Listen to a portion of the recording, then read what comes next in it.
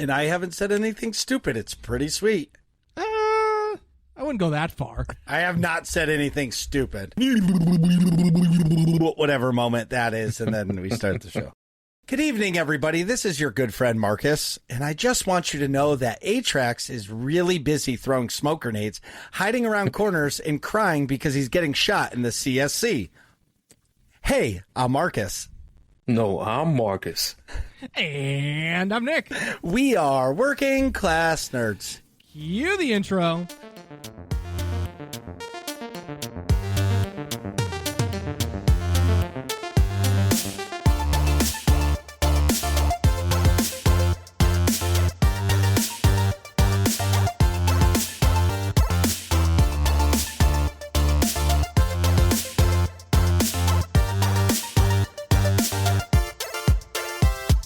That's right, we are Working Class Nerds, the podcast that gives you no information about your favorite information. Today is Thursday, January 25th, 2023, and you can find this 232 podcast on any podcast platform in the galaxy far, far away. And you can find every single Working Class Nerds episode on YouTube. Just search for the Working Class Nerds podcast or go to youtube.com/@workingclassnerds, click on playlists, click on Working Class Nerds, and boom! Every episode, past and present, is right at your fingertips. You can also watch me completely fail at video games Tuesdays, Saturdays, and Sunday nights at kick.com/MarcusB814 and multi-streaming at twitch.tv/MarcusB814. You can also watch Atrax play video games every Friday night at 9:30 p.m. Eastern, or any day he calls out of work sick, which means he's not really sick, but he's calling out of work at twitch.tv/A_Atrax. And you can check out Doritos' new creative writing project based upon me not streaming for a long stretch of period of time. The creative writing project is all about the search for the deafening silence, a pirate spaceship broadcasting its stream throughout the galaxy. You can find that in our Discord, the link for which you can find in the notes below. We should also make a Discord channel just for that. Yeah, that's most definitely. Idea. That's a great idea. That note to self. But we're all on the social medias. I am at MarcusB814. Atrax is at Atrax_A, and I am at Nick Verne. That's NICKV. And in this week's episode, our guest is taking us across the Marcusverse. He is a returning content creator. Some call him the Prince of Palworld, the Duke of Destiny 2. He's the Marcus from another mother. Welcome back to the show, MarcusBGaming. I feel like we need some bombs after that. Just I know that's the best intro I've gotten probably ever. Thank you. Well, the PAL one, I didn't see that one coming. That was perfect. Well, the funny part is was it last episode or 2 episodes ago where Nick has a soundboard in. We have a soundboard in Riverside, but it fucked up our audio, and he contacted customer support, and they were like, "Oh yeah, sorry, it happens." So so I was clicking the sounds. Oh. It records that media board as a separate track, and it's all just on Riverside servers. So for whatever reason, for that episode, it just it didn't upload properly, and it was making it so that the rest of the tracks wouldn't finalize for it all the post-production stuff we pay for. Yeah. So I had to have them go in and get rid of it, and oh yeah, you just can't hear that media board track's just not going to be in the episode, or and there's nothing we can do about it. Oh, that sucks. That does. So then we're reacting to the sounds on the media board in the show, but it's just silence. But yeah, so that's why normally I could just gotta add it to the Discord or something. But and I just gotta call one thing out real quick. Okay, Nick, you should definitely do a Monday night stream because, you should just pull it out of the woodwork. What do you mean? Just pull it out on a Monday night instead of driving south. Pull it for out? one night. Just pull it out. Yeah, just pull it out. Just pull it out. You guys, get your mind out of the gutter. But anyway, I'm rambling. So, Marcus, what have you been up to? The real Marcus. Talking to yourself again? No. talking to you. This is going to be really confusing tonight. Oh my god! No, I'm just messing with you. No, I know. What have you been up to? Man, same stuff. The 2 YouTube channels, streaming in 3 platforms, trying to do 4. Like y'all said, I've been playing Palworld. Never expected to get hooked on the game as much as I am. I cannot lie. I went into it thinking it was just like, oh man, these people just straight up ripped off Pokemon, just a joke game. I'm gonna have fun for 5 minutes, throw it away. And then like 7 hours later, first stream, I'm like, oh my gosh, I think I love this game. And other than that, just helping in Destiny. Well, you and 8 million other players. Oh, it's up to 8 now? Yeah, so they're saying that it's really close to the highest concurrent player count ever on Steam. And PUBG holds the record, and it's really close. Wow. Yeah, because it beat... I'm sorry, go ahead. No. All I was going to say is the weird thing is it's a slave game. Like, you can capture a human. Like, that's kind of creepy to me. Just saying, yes. Yep. You can capture humans, and yeah, I did it as a joke. Because people were like, you can catch them. And I'm like, yeah, right. They're like, no, you can catch people. I'm like, yeah, right, whatever. And then I threw the PAL spear. Okay, I threw it. And sure enough, this dude gets sucked into the spear. And he's in my PC. You know how like a Pokemon, you got the PC? Yeah. And I just see the guy with the hood on, and I'm like, oh no, I don't know how I feel about this one. I don't know how I feel about this, y'all. That's funny. But yes, you can. You can absolutely catch people. If it makes you feel any better, they're like the edgier version of Team Rocket, because they all run around with guns, and they're like putting the pals into slavery and stuff. So like, yeah, if it makes you feel better, I don't know. That one I was just like, I don't even know what to say about this right now. Yo. Well, clearly, there's 8 million people that it doesn't bother them. Right. You know, I was reading an article about the game, and it was something like, hey, can we build a game for 10 grand? What? Yeah, so that's how it started? Well, that's how it started. They're like, can we build a game for $10,000? And they were like, yeah, let's do it. And obviously, they ended up spending more, but they had a base of a game made for 10 grand. Wow. Damn. And then it obviously grew to what it is today. But I feel like also, too, people right now are like looking for a game that they can soak their teeth into. And it's never been done before like this. And people, who doesn't love Pokemon? Who doesn't love slaving? And who doesn't love... Whoa. Well, I didn't capture a guy with a hood on and put him in my computer. I never set out to do that. All right. I never set out to do that. And first, you cannot prove it that I ever set out with that intention. I threw it because fantastic. I was trying to satisfy the people in the chat who were they kept trolling me. They're like, do it. I'm like, there's no way you could do this. So I'm just like, here, so you can see that you can't do it. Right. That's funny. Oh, that's awesome. And I haven't done it since, okay? I have not done it since. And I won't be doing it again. I don't partake in this nonsense. So, all right. What happens if you release them? Okay, all right. This is going to get a little dark. Okay? Uh-oh. So... We're going in. Yeah. This is how it works in the game. You can just keep on catching them, right? Like, they have a system where it's not like Pokemon where you just want to catch one of each unless you just want to be fancy.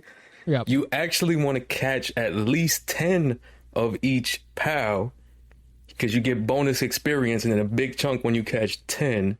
Okay. And then you can keep catching more and then like fuse them together and make stronger ones after that. So the only way that you can release them, I haven't done this, I didn't even buy it, but the only way you can release them is if you have to buy a meat cleaver and then you have to slaughter the PAL for meat. Oh my God. And I'm guessing that's how it works for the I don't know. Don't quote me on that. I just know that's how it works for the pals, okay? That's the only way you can get them out of your inventory. That's funny. So basically, you can merge. Basically, you're using stem cells to merge them to make them stronger, and then in order to remove them from your inventory, you got to send them to the butcher. You're going to see Dexter. All right, note to self. Pretty much. Yeah, pretty this much. game is you. Everybody that plays this game, you guys are dark human beings. Yep. You don't have to do that though. I never bought the cleaver, right? I never bought it. It's still sitting there unlocked. All right, because I don't want it. I'm just having fun with it. Honestly, neither one of you have played it, right? No. Okay, well, check this out. Most people tell me it is literally Pokemon plus Ark Survival. I've never played Ark, so I don't know. Okay. I can tell you, I do love survival games. Like the Lego Fortnite, love that. Didn't expect to love it. Most survival games I would definitely try. Now, what they did with this game is they did Pokemon is just the foundation of it. I feel like they also took huge cues from Breath of the Wild, Zelda.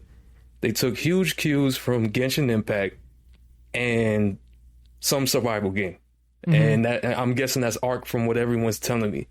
And they put them all together into this one game. And I feel like it's genius. Now, will they get sued by Wizards of the Coast because they do not play? Maybe.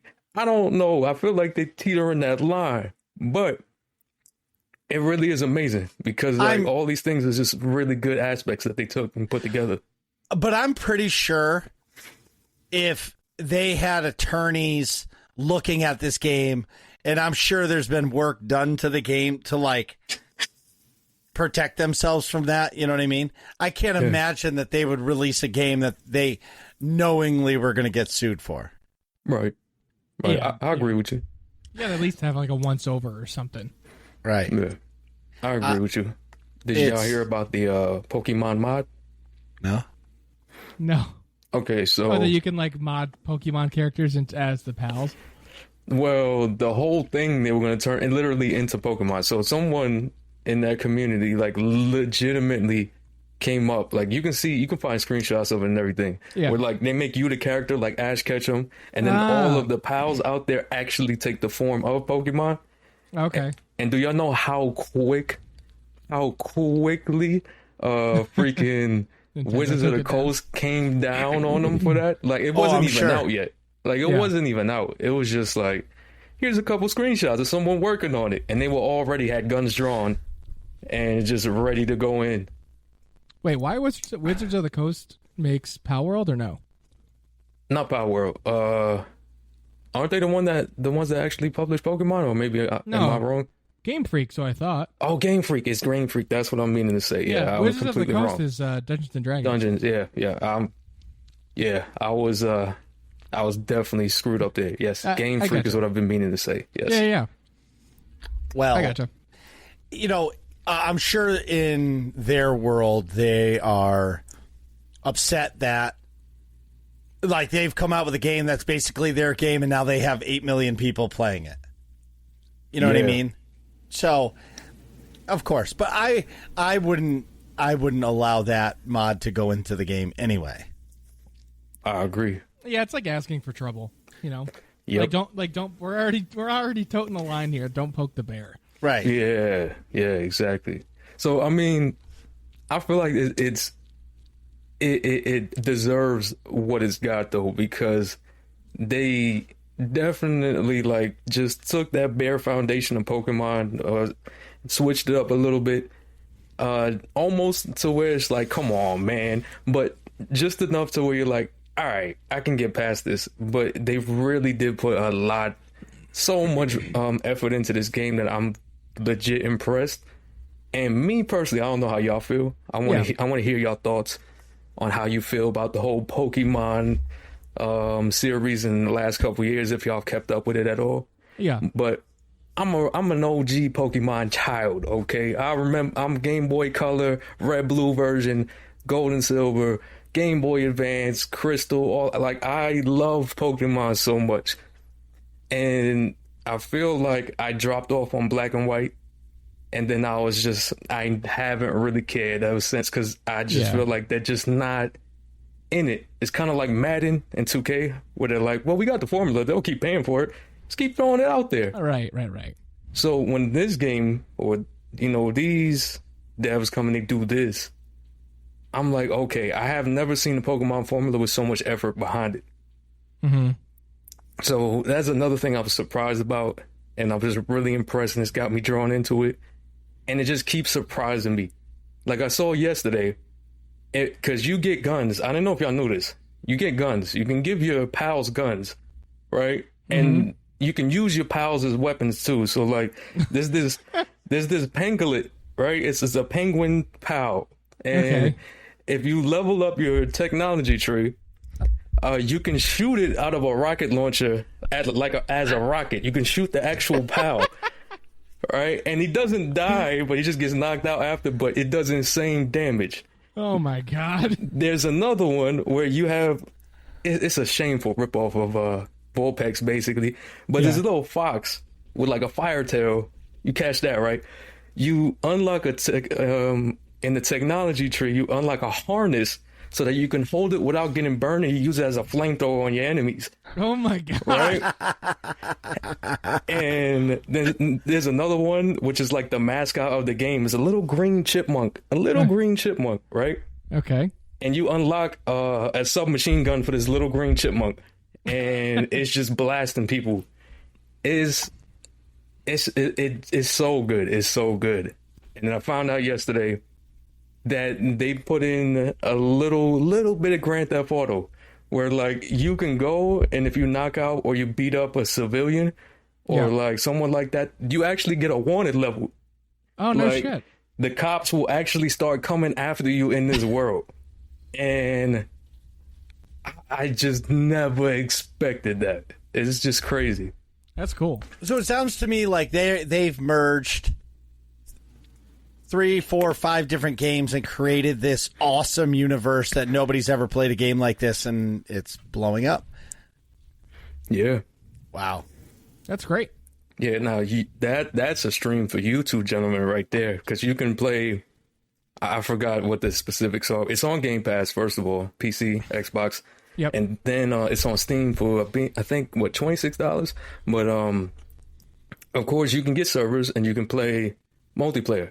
So I think I might be mistaken, might be 8 people on Steam you could have in the same server.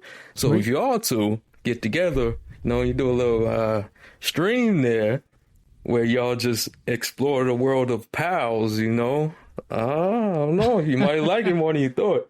I'm sure I would like it, because I'm thinking about like pulling out my old Game Boy and playing a game after the show.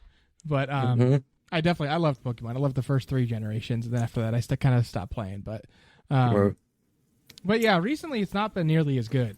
So I think I don't know if you finished the question or if you were hinting at it more, but like I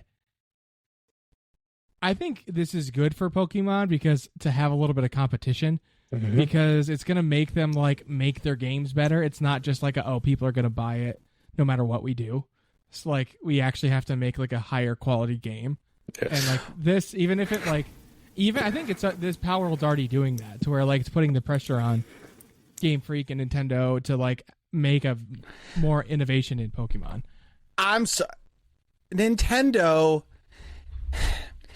Nintendo just is greasing the wheel, right? Like they do new shit with like a new Zelda game, but like they look at it as their new thing was they made Pokemon open world.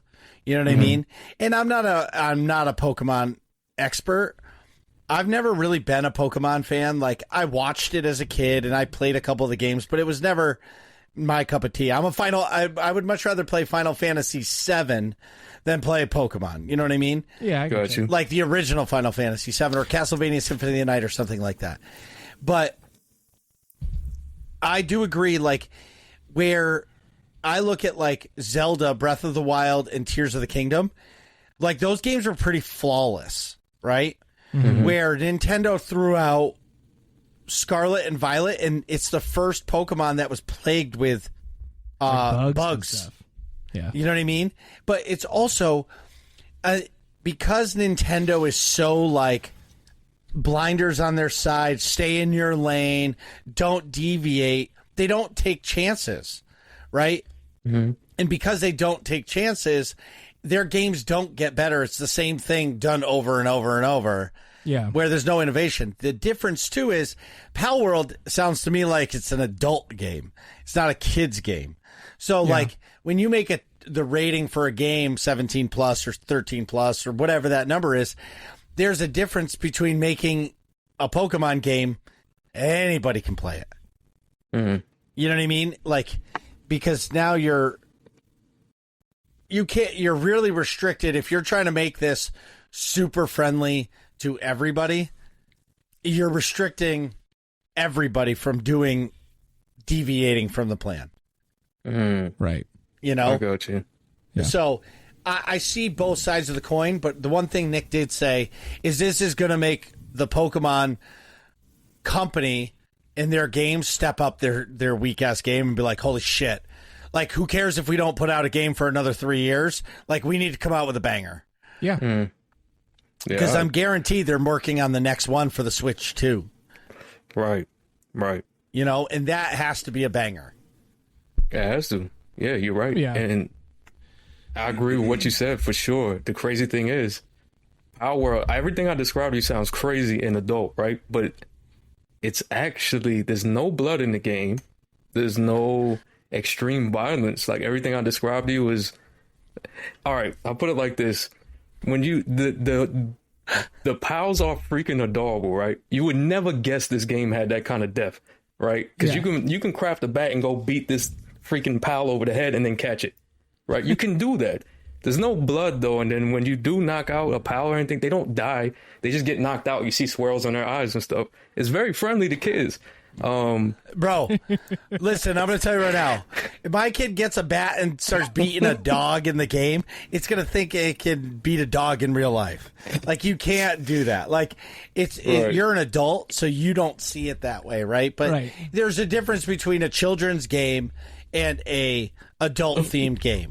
Whether you want to say it or not, and it might not look it like an adult-themed game, but it is. You know, and that's okay. I respect that. But no matter what, Pokemon as a whole is going to have to step up.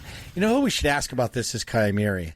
So Kaimiri enters Pokemon tournaments. He flies all over the country to go into like regionals and all these different events. We should ask him. He's like a Division II Pokemon player. Something. I don't know what he is. Gotcha. All right. I'm just relating it to paintball. But go ahead. I will say, for me, the likelihood that I play it is probably slim, but where I do, like, these games are the ones that I'll enjoy watching you, Marcus, play it, because I'll be in the chat giggling because I'll be laughing on how ridiculous, and I'll just talk shit during the chat, and that'll be like me playing it. You know what I mean? Like, I love watching Nick play, you know, The Witcher, or, you know, well, I don't get to watch him play anything anymore, but when I did, I enjoyed watching him play that because it was a way for me to consume that content because I don't always. Yeah, I get you. You know? What are you eating, Nick? Just gum. I was trying to not chew into the microphone. Oh, I can hear it. Hey, wait. Speaking of microphones, there's kind of an empty one tonight. Atrax, what have you been up to? Oh, guys, I called out of work sick so I could play CS2 all day and practice because we had tonight's our first preseason match of the CSC for the season. And I was the deadbeats, that must be the team's first draft pick, overall 18th. If you're interested in learning more about the CSC, head to cscconfederation.com. You can see the stats, news, and more.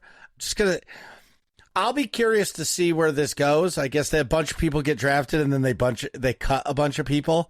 Yeah. Hopefully Atrax doesn't become like the number one draft pick in the NFL where they get drafted and then they get cut. Oh, no. What is that? You guys keep it going. I'll be right back. Okay. All right. He's got something in the bunker. Something's malfunctioning in his bunker. Yeah, right? Yeah, he's got to go run and put out a freaking a radioactive leak or something. Right. I hope that's not his, like, on-call phone. But Anywho, in Game of the Month news, thank you to everyone who supported Baldur's Gate 3, even though neither Marcus nor myself have played it, and Atrax apparently fell asleep while playing it. Which I don't know how you can do that, right? But anyways, it's a good game. This was our first game of the year for the Working Class Nerds, and also the first game of the month for this year. And next month is a mystery. Atrax already has it set up, but will not announce it yet. He will announce it next episode. So tune in next week to find out what it is. And normally, this is where I would ask Marcus how he's doing and what he's been up to. But he is still on the phone. So which one? Answering the bat phone. Oh, sorry. Marcus. No, I'm just playing. Marcus B. Oh, wait. Marcus B. 814. That Marcus. Yeah. The Universe 814. There you go. Universe 814. Universe 814. Now you know what the 814 stands for. It's Universe 814. He's Marcus B. Universe 814. That's fantastic. Is that the Marcus Cinematic Universe? The MCU? The Marcus verse? Yes, the Marcus verse. Apparently, we don't even know. We don't want to be owned by the MCU. No. Especially not right now. So we're staying away from that one. That's a good point. The MCU is not good.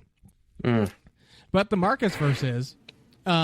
Since Marcus is still away on the phone, I'll just go with my stuff for the week. I have not really gamed. I had to roll back the clock and think about it. And you can definitely hear the gum on the recording, so I'm ditching that. I heard it in my own headphones. I have been playing God of War Ragnarok, but I have not really had a chance to this week. I finished the closet that we were renovating. It's 100% good to go, which is sweet. Nice. Marcus B, for reference, I'm going to be moving in with my girlfriend. She has a house. And the first floor is all totally renovated, and that's where the main living stuff is. And then the basement / second floor needs to has carpet everywhere that needs to be ripped up because it's like a basement and gets moldy and shit. So ripping the carpet out, resealing the cement, nice, making it all nicey nice. Putting in new flooring and all that stuff, painting. So we redid the closet where I put in. It's like a 8-foot by 4-foot closet roughly. You walk in the door in the middle. So we put in two different. Poles for clothes, hanging clothes on each side, and then one across the back, and then a U of shelves across the top. So some light carpentry, but it's always fulfilling to have that go properly. Yeah. Especially because that was a little tricky because I wanted to make all the shelves and the clothing racks for clothes all level. It's hard. Yeah, especially when the house is old. I don't even know when it was built. So the distance that where I needed to be from the ceiling is way off. So from the floor is way off because the ceiling's crooked, the walls are crooked, everything's crooked. So I needed all right, what do I use as a reference point here? Yeah, I don't envy that one, but if you're getting it done, you are hit. Yeah. What is it? Handiness? You're playing Skyrim, you hit crafting. Level 10 and stuff. You're just leveling up your crafting skill. Yes, level 100 crafting. But so I got it pretty much level all the way around. I had to shim a couple spots, but not too bad. And then we could start filling it with clothes so that we could clear out other areas of the basement and start the renovation there. But so yeah, I'll be doing that closet I was talking about. It's connected to a bedroom, so I'm ripping out all the carpet in that bedroom this weekend. But in other nerdy stuff, I've been watching a lot of Critical Role, which is how. And D&D stuff. I played D&D a couple weeks ago with community member Joey Feta. And when you mentioned Wizards of the Coast, I was like, wait, isn't that D&D? Because I've just been doing a lot of D&D stuff. But Critical, if you like Dungeons & Dragons a lot, or if you like Baldur's Gate 3, then obviously you'll like Dungeons & Dragons. Definitely watch Critical Role if you've not already. I actually started in their second campaign, which I think is the most popular one. But the first one's also really good. Also, TK427, aka Taylor, my girlfriend, and I started watching the Clone Wars animated series, which is pretty sweet. Did you ever get through that, MarcusBGaming? I have not gotten through it, unfortunately. I just when I was getting into the first episodes, it was at a time where everything started ramping up with YouTube and everything. Oh yeah. So ever since then. You lose track of... Yeah, that totally makes sense. It's also a little weird to watch that because they're not in chronological order. Like I have a list of like essential episodes in chronological order that I got from Reddit. That's like what I follow, but that's like you start at season 2, episode 16 in the Battle of Christophsis, and then you go back to season 1, episode 16. That like finishes the Battle of Christophsis, and then you watch the movie part, which is like an hour and a half or whatever, where they had that like intro movie that where you get introduced to Ahsoka, because like Ahsoka's not in those first 2, so that's how you know that they're those other 2 episodes, so you know that that's before her. Right. Then you get Ahsoka, and then you like go back to season 1, 2, 3, 4, whatever.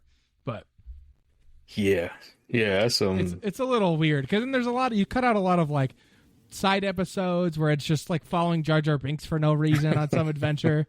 And then like and a bunch of ones with like the droids, which like are fun, like R2 and C-3PO and stuff are fun, but they're not like actually I'm critical. Just texting Mark. Yeah, they're not critical to the story.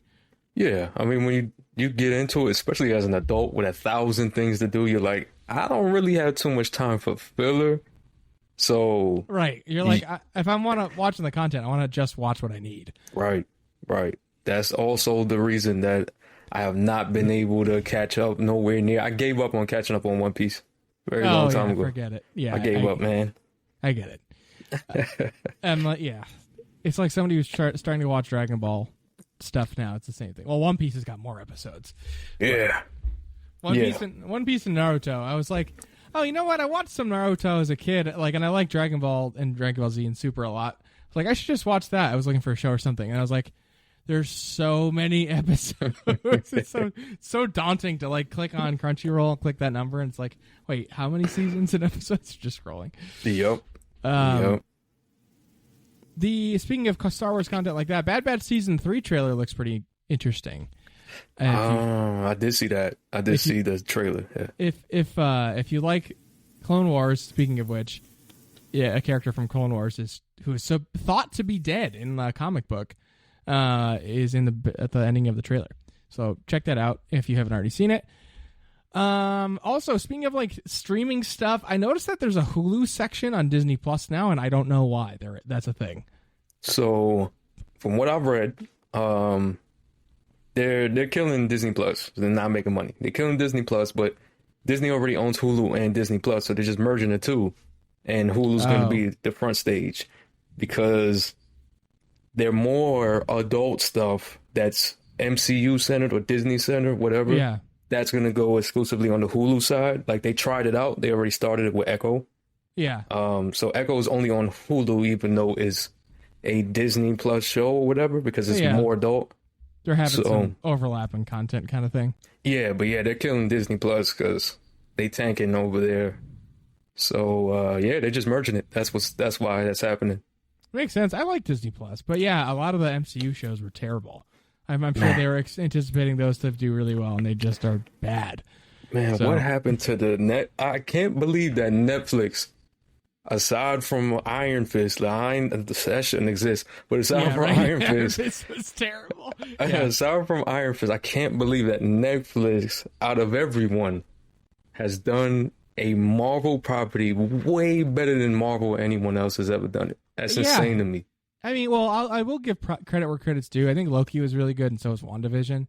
But that's about it for like the MCU shows. Yeah, I've seen first season Loki, and I didn't hate it. I like to actually watch it all the way through, so that can tell you that I cared enough to finish that.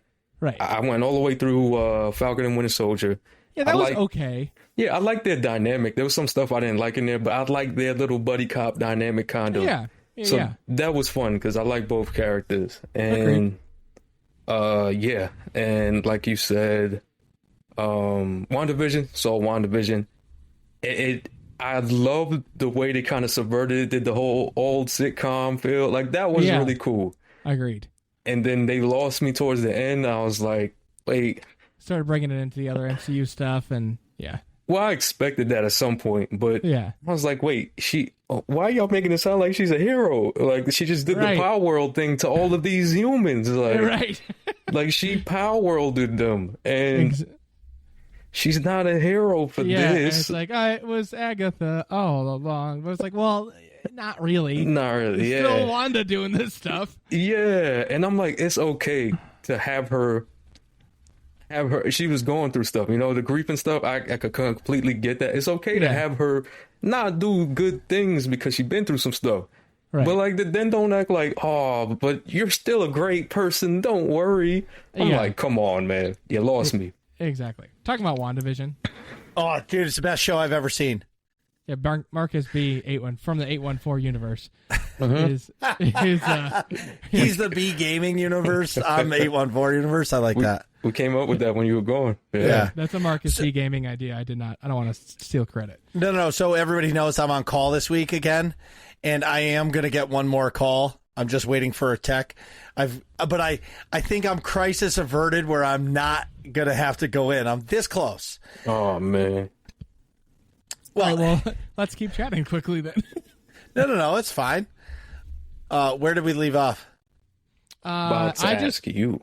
I went through my week because you were gone. All right, great. So I'll do some big news for us is we've been accepted by Bandai Namco as official press. Ooh. So this year, so speaking of goals of 2024, I am really focused on me and the podcast. Mm-hmm. Like what is the content I want to create? And at the end of the day, like I've been streaming for over 3 years. Like, do I want to continue to do that? I love the content creation space, but like I've started making YouTube videos and like I'm just doing shorts. I'm just learning how to use software. Like I'm in the beginning. Like I really want to make stories, like have, one of the inspirations I have is my name is Bife. Mm-hmm. And how he explains it, like via gameplay. Another inspiration is the B gaming part of the Marcus universe. And I like how calm and like Marcus's voice, like I like how he carries his videos and they're serious, but like you can tell they're also lighthearted. You know what I mean? And he's super like always like, if like I'm a hyper of 10 at all the time, Marcus is steady chilling at 5. And okay. I appreciate that level of chill. And like, those are kind of like where my inspirations are coming. And then I have one other Elden Ring creator. He just does shorts, but they're fucking awesome. And like mixing all that together. So, but anyway, I'm rambling. So needless to say, pushing the podcast forward this year, I really want to get into some programs where the podcast is growing and we're getting more recognition and we're really focusing on bringing back guests and having more guests and like getting press copies of games. Like I just got a press copy of a game. I'm not allowed to talk about what that press copy is. I'm going to play it for, the requirement is 5 hours and then I'm going to talk about it on the show. But until then, because it's an early game, I'm not allowed to talk about it here until I play it. It's one of those weird, like, it's like NDA, but it's not signed NDA. You know what I mean? It's almost like the gentleman's handshake, like, shh. So, you can only talk about it in this particular way. Right. So that's really big. I've been playing the crap out of Elden Ring. Elden Ring has been amazing. I've cleared, hey, talk about, AIE. I'll be right back. Sorry. Oh, here's your phone going off? Oh, I see. All right. Marcus has also been playing AIE. I can just say it for you real quick. He has some clears, which is sweet. He's actually beating stuff. Good for Marcus. I seen it. I seen his shorts. I seen the videos. Like I know. The shorts and TikToks are coming up. I was just on my phone like, oh, Marcus posted Elden Ring content. Oh, Marcus posted more Elden Ring content and more Elden Ring content. Yeah, I was happy for him when I saw he failed the first boss. I was like, yeah, you get the feeling of a good a roguelike now. Like, yes, you get it after you suffer and you suffer and you suffer and you're like, why am I suffering? And then you finally get that win and you're like, oh my gosh, this is what people suffer for. Yeah, I saw it in his face and I was like, now you get it. Right. Yeah. That's why people like going through the suck, and then because the other side is so awesome. Mm-hmm. He wrote down he has clears from Ranawa, Red Wolf and some other bosses. I know he beat like a knight, I think. I forget. Something like that. But I mean, I'm sure there's a bunch of knights in there. That's not very descriptive. But go check out Marcus B 814's YouTube, which I think is just Working Class Nerds. That's youtube.com/@workingclassnerds for all those YouTube shorts to see more of Marcus B's content. And Tuesdays are the place to be in AIE. You've got Guild Night in both Destiny 2 and Star Wars: The Old Republic, where the fun is mandatory, but attendance is not. I say it is. Attendance is mandatory. All right, you heard it here first. Get to Guild Night or else via MarcusBGaming. Or else Palworld. I'm just saying. Palworld. Don't make him bust out the Pal Sphere, okay? But if all this sounds fun to you, go to aie-guild.org, get our Discord information in the top right-hand corner of the website, press that purple button, and ask for a guild invite, whether or not you play Destiny 2, Star Wars: The Old Republic, Palworld, World of Warcraft, let's see, Elder Scrolls Online, Lord of the Rings Online, whatever it is, all of the games that you play, we do too, and we would love to have you. And with that, it's time for a break, so we'll be right back. My God, what is taking him so goddamn long? Nick, hurry up, man. It's all that beer you're drinking. Come on, bro. Bros before hoes, man. And we're back. Yeah, Marcus is coming back in. He wants to finish talking about his week, of course. And then we'll talk about content creation with MarcusBGaming. But first, Marcus B 814, what's going on? What were you talking about? All right, so what I was saying is, I've been playing, like I said, focusing on the podcast, and that's really big. But at the same time, Destiny 2 is in a really weird spot with me. Like, I enjoy playing it with my friends, but like, I feel like the game has finally reached its penultimate time. I feel for me as if it's almost like, okay, I slowed down playing SWTOR when the game started being, just do your dailies. And like your weeklies. So let's go do a weekly mission. You know what I mean? And like, I feel like the story from the weekly mission isn't that good. Like, yeah. And maybe too, because I'm coming off the best, like, the height of Destiny for me was Witch Queen. Like, that was the best expansion they ever came out with. People are going to say Forsaken and all that stuff, but legit, the amount of content they gave us in Witch Queen, and then you finished Witch Queen. Once they did the day one raid and they cleared it, there was an extra mission called Preservation, and that mission in itself was amazing. Like, I could run that mission 10 times a week, and it was awesome every time. And the guns were good, and the armor was great, and I feel like they weren't cutting back. But anyway, what I'm saying is Elden Ring. Mm-hmm. And Elden Ring has given me something I have never had in a game, probably since pre-Xbox 360, like the single-player RPG game, and it's the hardest thing I've ever played. And now I'm clearing these bosses and creating clips and making videos of it, and like the amount of people that like watching those reactions of it and all that, it blows my mind that people are interested that much in it. Yeah. Mm-hmm. Mm-hmm. But, on top of that, so for Christmas, Santa brought my son a PlayStation 5.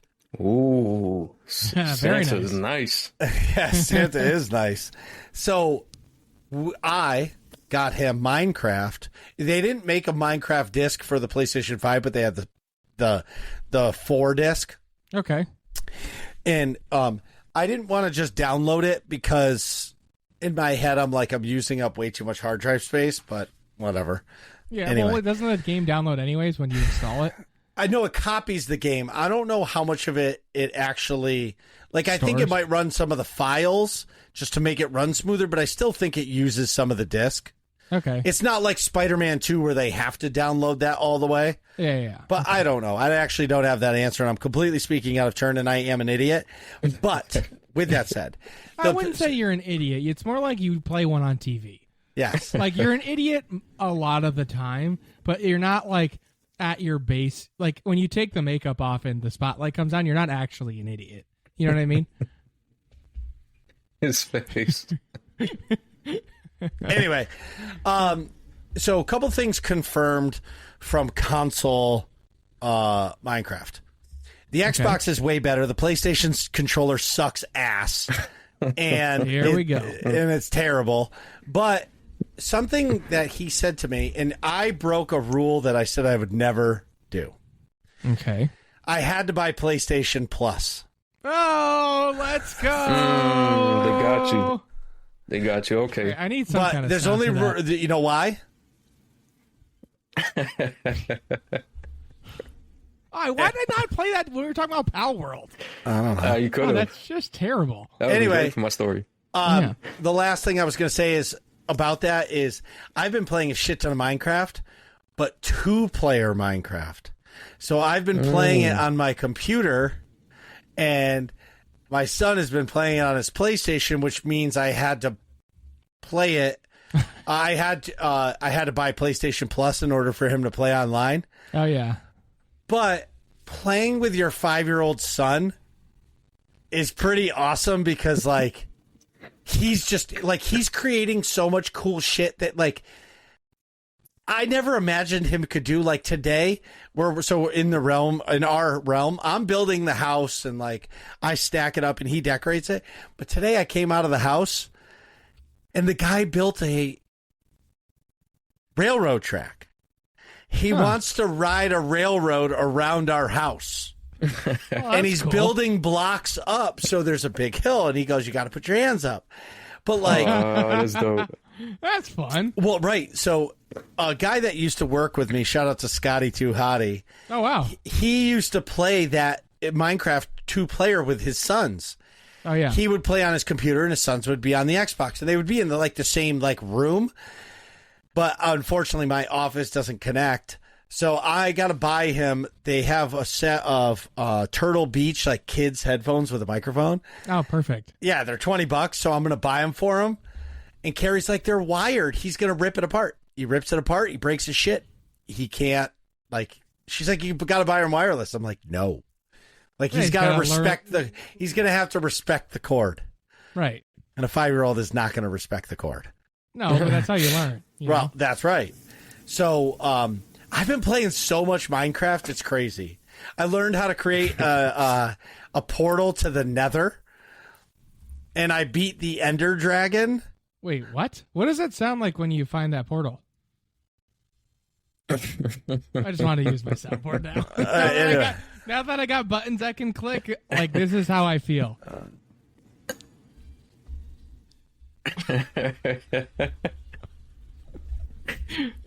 Somebody please take the soundboard away from him. Why? It's not like I'm gonna play anything bad. All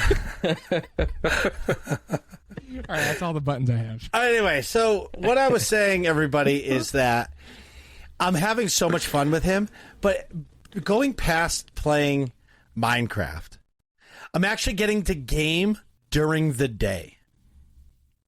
Not so like it's not. I don't get to start we podcast at 8:30 at night. I play video games at 8:30 at night. It's because that's the first possible minute I can actually get to my computer and play games. Yeah, and that's why I stay up until midnight every night because that's my time, and I sacrifice sleep to have me time. Yeah, makes sense. You know what I mean? But I'm gaming during the day. So, like, when I'm gaming, bro, like, I'm not watching Twitch. I'm not watching Kick. I am straight Minecrafting. Like, I learned how, like, and I don't know nothing about the game. So, he'll be playing, I'll come in my room and I'll be playing survival because I'm, like, learning how to craft stuff because, like, eventually he does that. We play in creative mode just because, like, he's 5 and he doesn't, he doesn't understand it yet. Yeah. But I'm playing survival on my own and enjoying it all over again. Because, Nick, how many years ago was it when I was playing Minecraft like crazy and you were making fun of me like crazy? It's got to be 5 years ago? 6 years ago? I would say a long time ago, yeah. Yeah. Like, I was hooked on Minecraft for a while. But I forgot that you played a lot of Minecraft. Yeah. And, like, it's so much fun.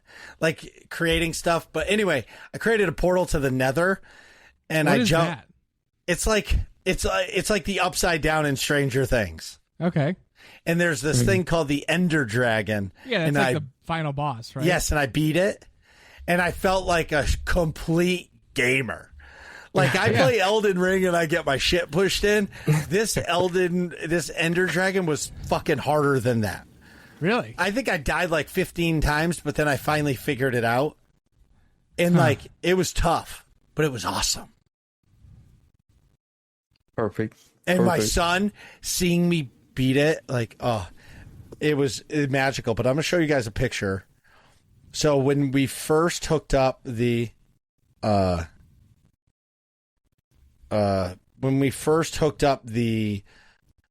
two-player part of the thing, what the fuck is it? The two-player. As soon as he got in the realm with me and he saw me, can you see the camera? This is his face.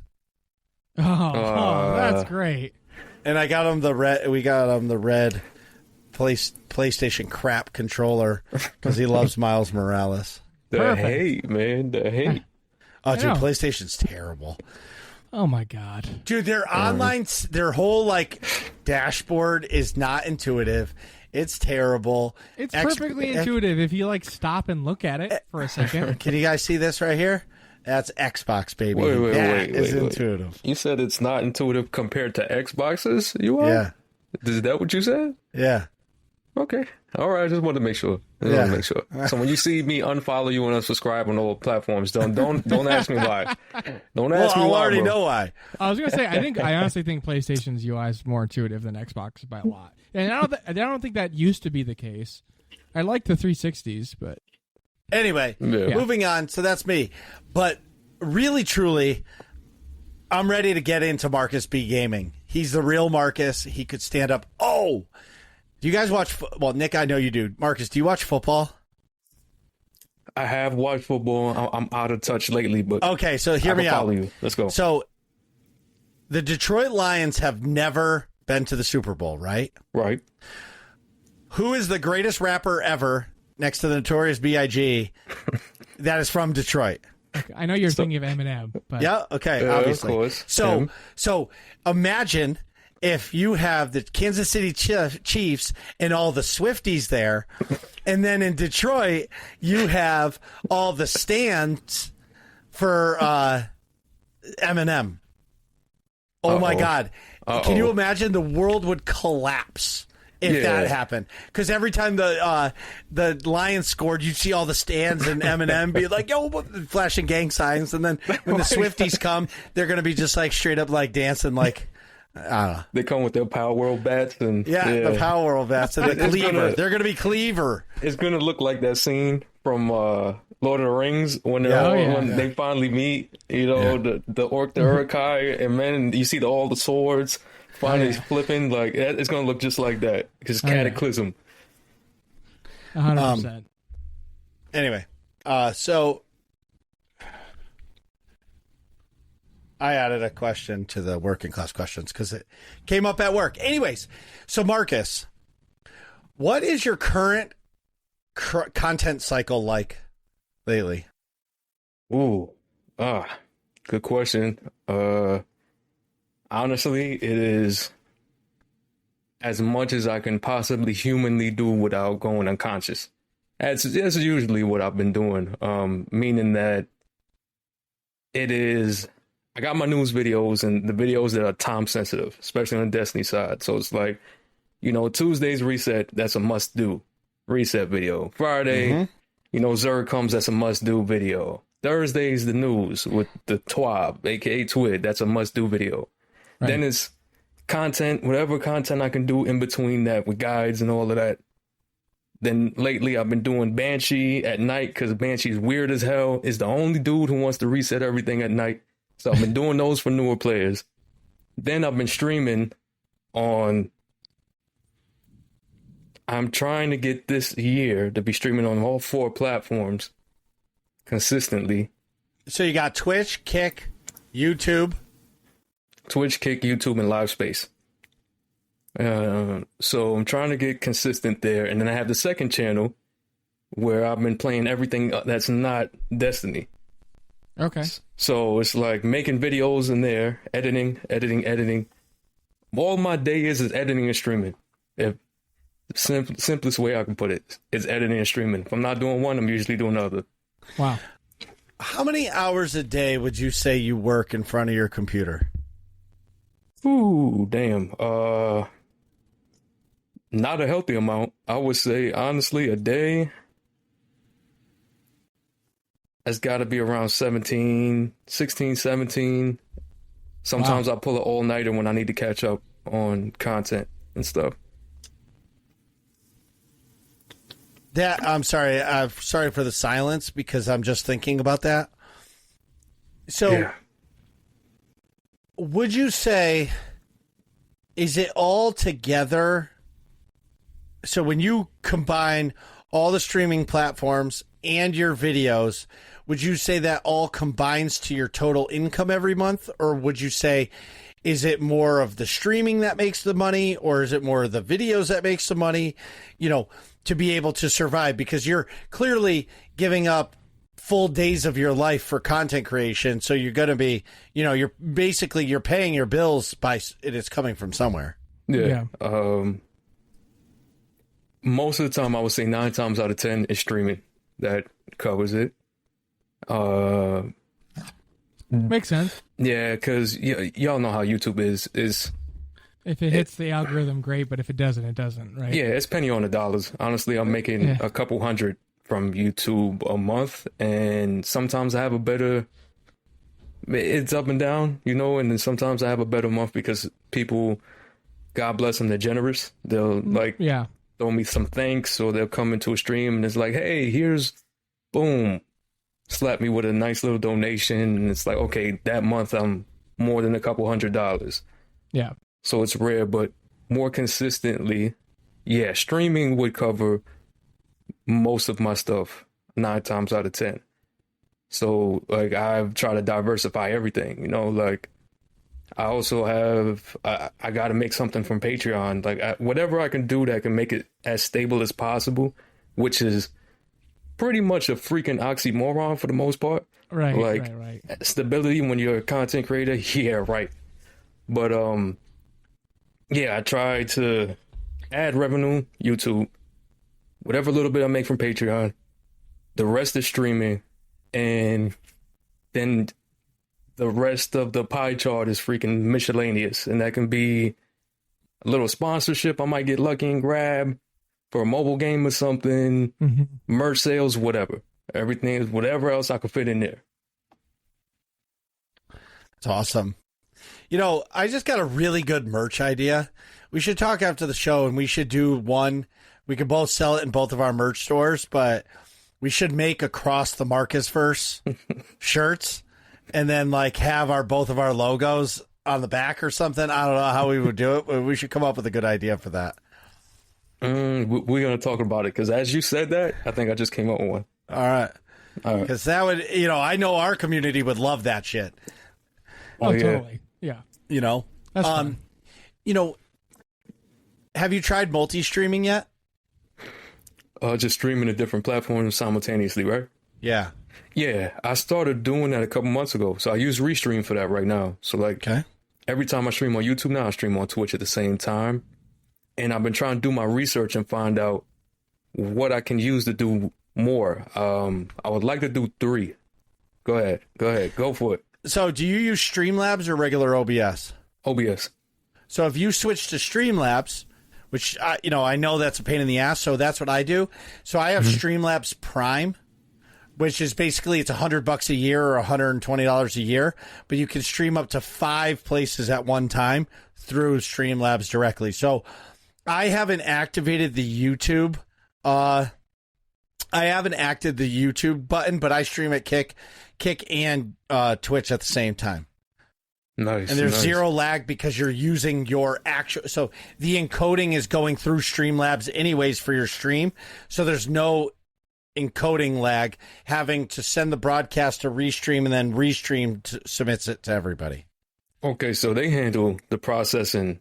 Yes. On there. Okay, if it really is that price, that's actually genius. I appreciate that heads up, because the cheapest thing I think I've found and it's not as cheap as that. It's like $150 a year for caster, and then Restream is like they're criminals, man. They're like the bootleg Team Rocket and Palworld. They want like $250 for a year just to do that same thing. It's crazy. But I didn't know about that. Oh, sorry. It's $149 a year. Streamlabs Prime is $19 a month or $150 a year. Yeah, I'm gonna send you this link so you can read about it. Thank you, appreciate that. Oh, dude, like it made it so easy for me because I was worried. And the other side of that is you get unlimited amount of scenes and like overlays and stuff like that. I'm not saying you're not happy with yours, but like I just switched to a Dark Souls theme where you have like the dust floating around you. Didn't cost me anything. I pay $150 a year for it, and I just get it. Right. So for me, it's pretty sweet because then you can kind of change things up. Like I have that Niamuna kind of look. And yeah, 1,000 million other streamers are using it, but it's way better than paying for it on Fiverr. Yeah, true. That's true. You already put that out of your pocket. You might as well maximize what you're getting from it. Yeah, for sure. For sure. I think Marcus's next question is spicy. Potentially. Uh-oh. Yes. Okay. What do you think the current state of Destiny 2 is? We're gonna get that one. We're gonna go there now. All right. I did say it was spicy. I might need to train this in for something a little harder. Damn. Okay. Ooh. All right. So, the current state of Destiny 2, they're thriving. All right. And that's crazy to say right now, but let me point this out for you. It's funny. Destiny, community-wise, in one of the worst places been for the veteran community, people who have been playing it for a while. This is one of the worst places it's been in, honestly. Now, for new players, it's actually whooping some ass. And people don't think that's the case. Everybody's like, it's dying.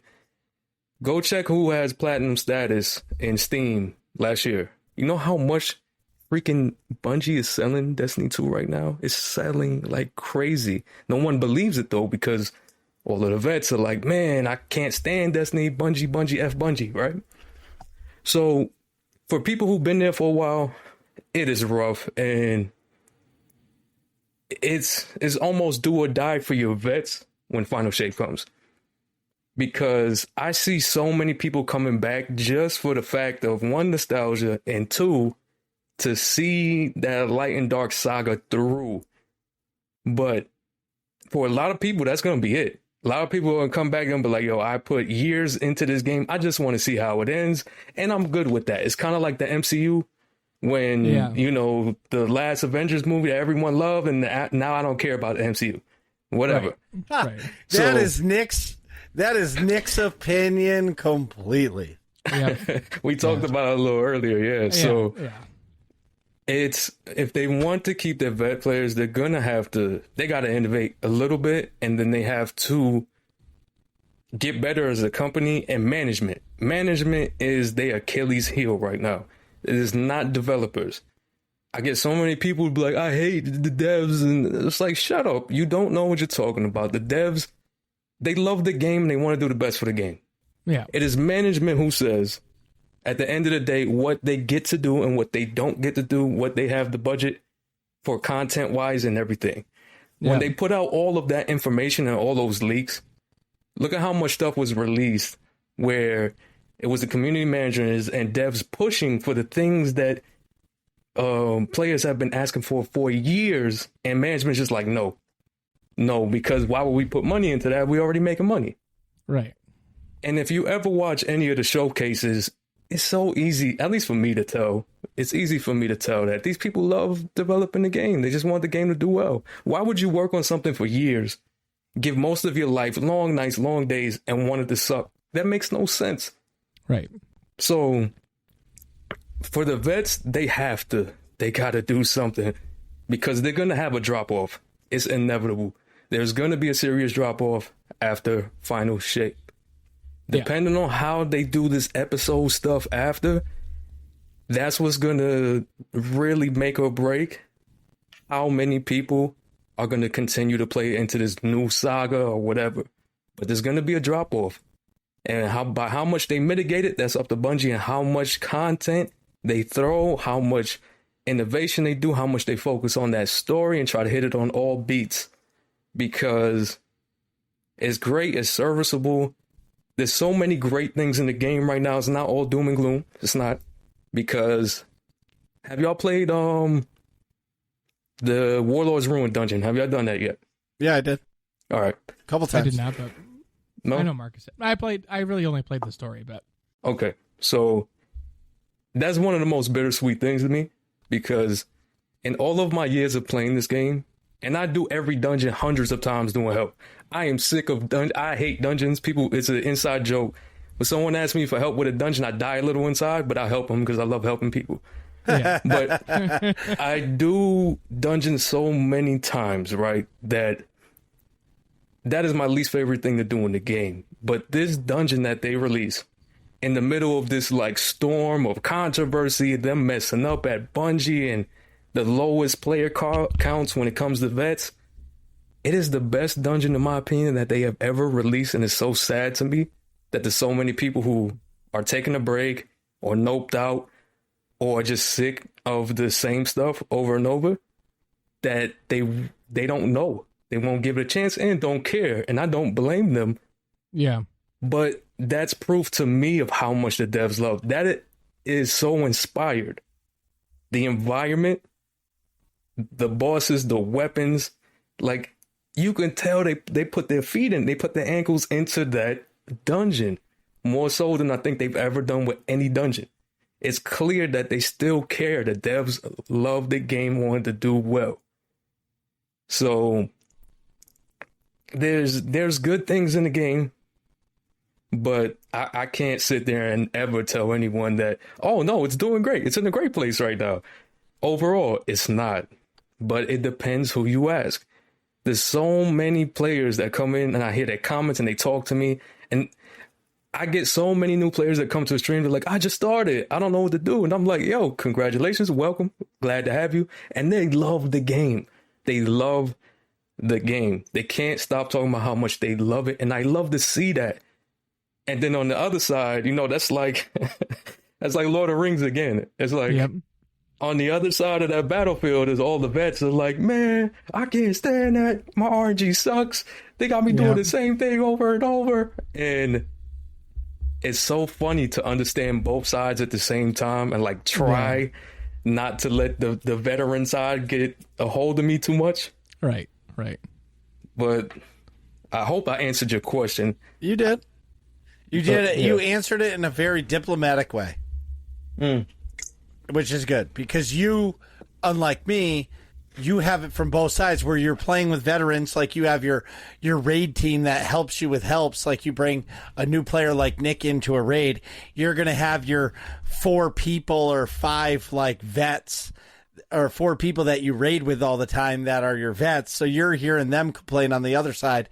But yet then you have this Nick, we'll use as an example, who's sunshine and rainbows because he's never seen the snow. Like he's driving his little speeder bike in Deepstone Crypt for the first time, freezing because he missed the jump, and everybody's at the end waiting, and you're just waiting for him to die so you can walk him back. You know what I mean? So you're seeing it from both sides. Now, my opinion, I think Destiny is in a pretty player count wise. I don't even know. Don't even look. But I know that there are a lot of people that I know that didn't buy the game because they never bundled all of their expansions in one. And because you always needed to go in. Like I remember Nick came to play and he bought Witch Queen. Oh no, I bought him Witch Queen, but he couldn't do the Grasp of Avarice dungeon because he didn't buy the 30th anniversary. Or this, or this, or this. And it was like, he's like, this is fucking stupid. I'm not spending another $40. It was a lot. Yeah, it was $30 to do one dungeon with you one time. Like, I'm not doing it. So when they bundled it all, I think that is a good thing for them as a whole. And then they go on sale, then you get them all for $30. It's a deal. Right. Now, I attribute how the veteran players feel to me playing SWTOR. Mm-hmm. So I played Star Wars The Old Republic full-time too long. Yeah. Because I played it too long because I always said it's going to get better, it's going to get better, it's going to get better. When instead of just accepting that the game is in a 10-year-old state and it's never going to be better, they're always going to have new content, but it's going to be smaller and fewer and far between. But I continued to play and it made me bitter. Mm-hmm. And I understand now Destiny, as much as of a cash cow it is, I believe after Final Shape, the veterans are going to walk away. Most are. I believe that, yeah. You know, but here's the thing. All those veterans, when we talk veterans, we're talking about all the big content creators. They're all going to be fucking back when the new episodes come out and there's new shit. Because at the end of the day, if your content is you make money off Destiny, it's going to take you a long time to build another community of whatever game you decide to play because your base is always Destiny. Right. You know what I mean? But I do agree. But that's why I have taken a step back from the game, is because I love Destiny. I love everything about it. But I knew what was coming because of what happened to me in SWTOR, and I didn't want to shut the game off and never go back. Right. So Smart. I play it on Tuesday nights with my clan. It's clan night. We do fun shit. We do private PvP lobbies at the end. Anybody's welcome, and it's fun. Mm-hmm. But past that, I don't care. Gotcha. My concern for the game is that the veterans are alienating a lot of people because, let's see what's going on. Let's go to the big content creator. Well, of course he's pissed off because he's been playing the game 10 years and he's sick of it. Right. But if you go to a medium or small creator who's just happy to be there, it's sunshine and rainbows to them. Yeah. You know what I mean? And honestly, I'm actually a little excited for all the big creators to walk away from the game because it's going to give a lot of the smaller creators an opportunity to grow in the Destiny community. Because believe it or not, it's really, really hard to grow in Destiny. Yes, it is. Because there's so many big creators, and these people have been following and watching these giant creators for over 10 years. Wow, so there's no opportunity for them to break out. Yeah. Yeah, it's tough. Yeah. It is tough. But yeah. I think they're making more money than they let on. I think the way they laid people off sucked ass. And yes. I'm a business person, and I understand layoffs and fires need to happen because you hired 30,000 extra people during COVID when every single person was home playing video games. Mm-hmm. And now it's back to normal where it's cut way down. And so you're cutting staff. I get it. But the way they did it is what hurt me. And I lost a lot of respect. Mm-hmm. But Final Shape is going to be a banger. No matter what, it's going to be a banger. Right. No matter what. Yeah. I mean, the numbers, like I said, there's so many people I talk to is like, man, I they'll check in. I haven't seen them in years, and they'll pop in the stream like, oh, what's up, man? I didn't know you're still playing. I'm glad you're still playing. But like, yeah, what's up? What you up to? And it's like, I took a break. I don't play that much anymore. But most of them always say, I'm going to come back to Final Shape because I need to see how it ends. How the Light and Darkness saga ends. Like, that's what almost all of them are saying, which is why you're right. It's going to do numbers, whether it's butt cheeks or it's great. It's going to do numbers, but that's what I'm saying. How well they set up those episodes and what they show us, what they can give out in that time where they have everybody's attention while they're there before that drop off happens. That's going to determine how healthy that first episode is going to be and whatever episodes after that. Mm-hmm. But they got their work cut out for them big time. And I really hope, I love what you said because I've been on my soapbox about that so many times. Is that crazy system of DLC and everything is freaking out. I hate that. And it's so new player unfriendly that it makes me angry, because when somebody's loving the game and they enjoy it, they always come to me and they're like, what do I buy first? What do I buy first? And now I got to go through this gosh damn dissertation level explanation about, well, if you want this weapon and you want this mission, it's in here. And if you want that, oh yeah, and you can't do dungeons because they're separate. Those are over there. Oh, don't forget about the season pass. Oh, wait. Yeah, no, you said you wanted to do that. No, that's not that DLC. It's this DLC. Wait, you want that subclass? No, it's this DLC. And that's so, it's just so consumer. It's just so unfriendly to the consumer. Like, I understand that we people who play and buy every DLC, we put way more than hundreds of dollars into the game. Let's just be honest, especially if you've been playing from year one. I don't want to know how much money I put into Destiny. It's sad, but even with that being the case, if a new player plays and wants to jump in, and Bungie tells me, hey, for a new player, for the price of a regular going game, $60, whatever, they can get all the DLC and they can jump in and play with everybody in one purchase. Nothing separate, nothing's left out. I'm happy with that.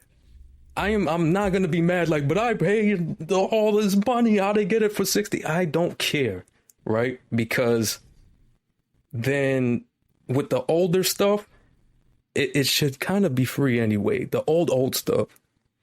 And on the other side, they've already taken out so much and put it in the content vault. We don't even have our OG like Red War campaign, the first campaign of the game, which would have been a perfect campaign to leave for the free-to-play players. Literally, I don't understand why it's not there. That would be the best one. All right, you ready to put on your tinfoil hat? Okay, I'm ready. So, I put a tinfoil can on me. What's up? Yeah, so my theory on this is that in order for Bungie to leave the acquisition of Activision said, that's fine, but our content, and they negotiated, because there's still some Activision content in the game, but the Red War and all the shit, you're going to lock it in a cage, and it's never to be played again because that's our property. And if you release it, we want the money. We want some of the money that you make from it. That's and they'll never come out and say that because that's, corporate contracts and all this stuff. Yeah. But nobody, even the big creators, they don't ever talk about that.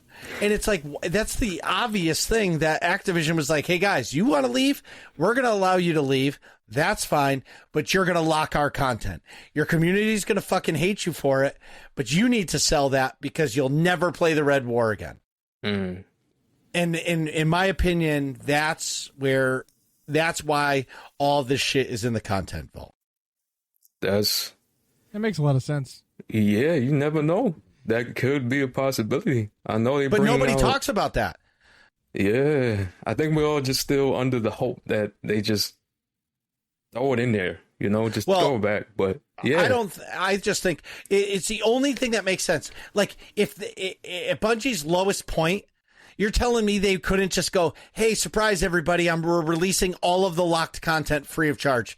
Your game file is going to be 300 gigs, but I know we didn't do you right. Here you go. But they don't. It just stays locked away. There's a reason for it. It has to be locked behind Activision.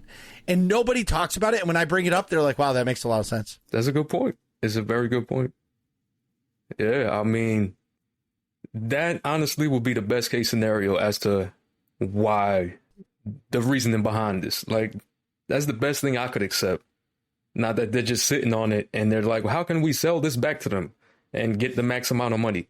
So if that is the case, okay, I can live with that, because that's actually a way better reason than all the other stuff we've been thinking these years. Right. Dude, if they ever tried to sell that again, the game would be over. It would be game over it would be game over. Yeah. You died. You died. Yeah. Or from Castlevania Symphony of the Night, game over. Hey, speaking of all these cool other games, what other games have you been playing, MarcusBGaming? Ooh, I don't have too much time to be playing other games right now, but absolutely. I know we keep talking about it, but Palworld and what else have I been playing? They should just change the name to Slave Hunter 2024. Stop it. Stop it. That's ridiculous. That's ridiculous. Gotta catch them all. Damn. No, and if you don't want them anymore, you cleaver them. Oh my gosh. Oh my gosh. Never gonna live this down.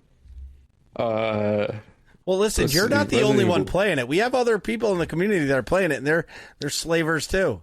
Oh my gosh. Who's the slavers in Star Wars? The Pikes? No. Trandoshans. Trandoshans are they I hunt. thought the Sand People did slaves too.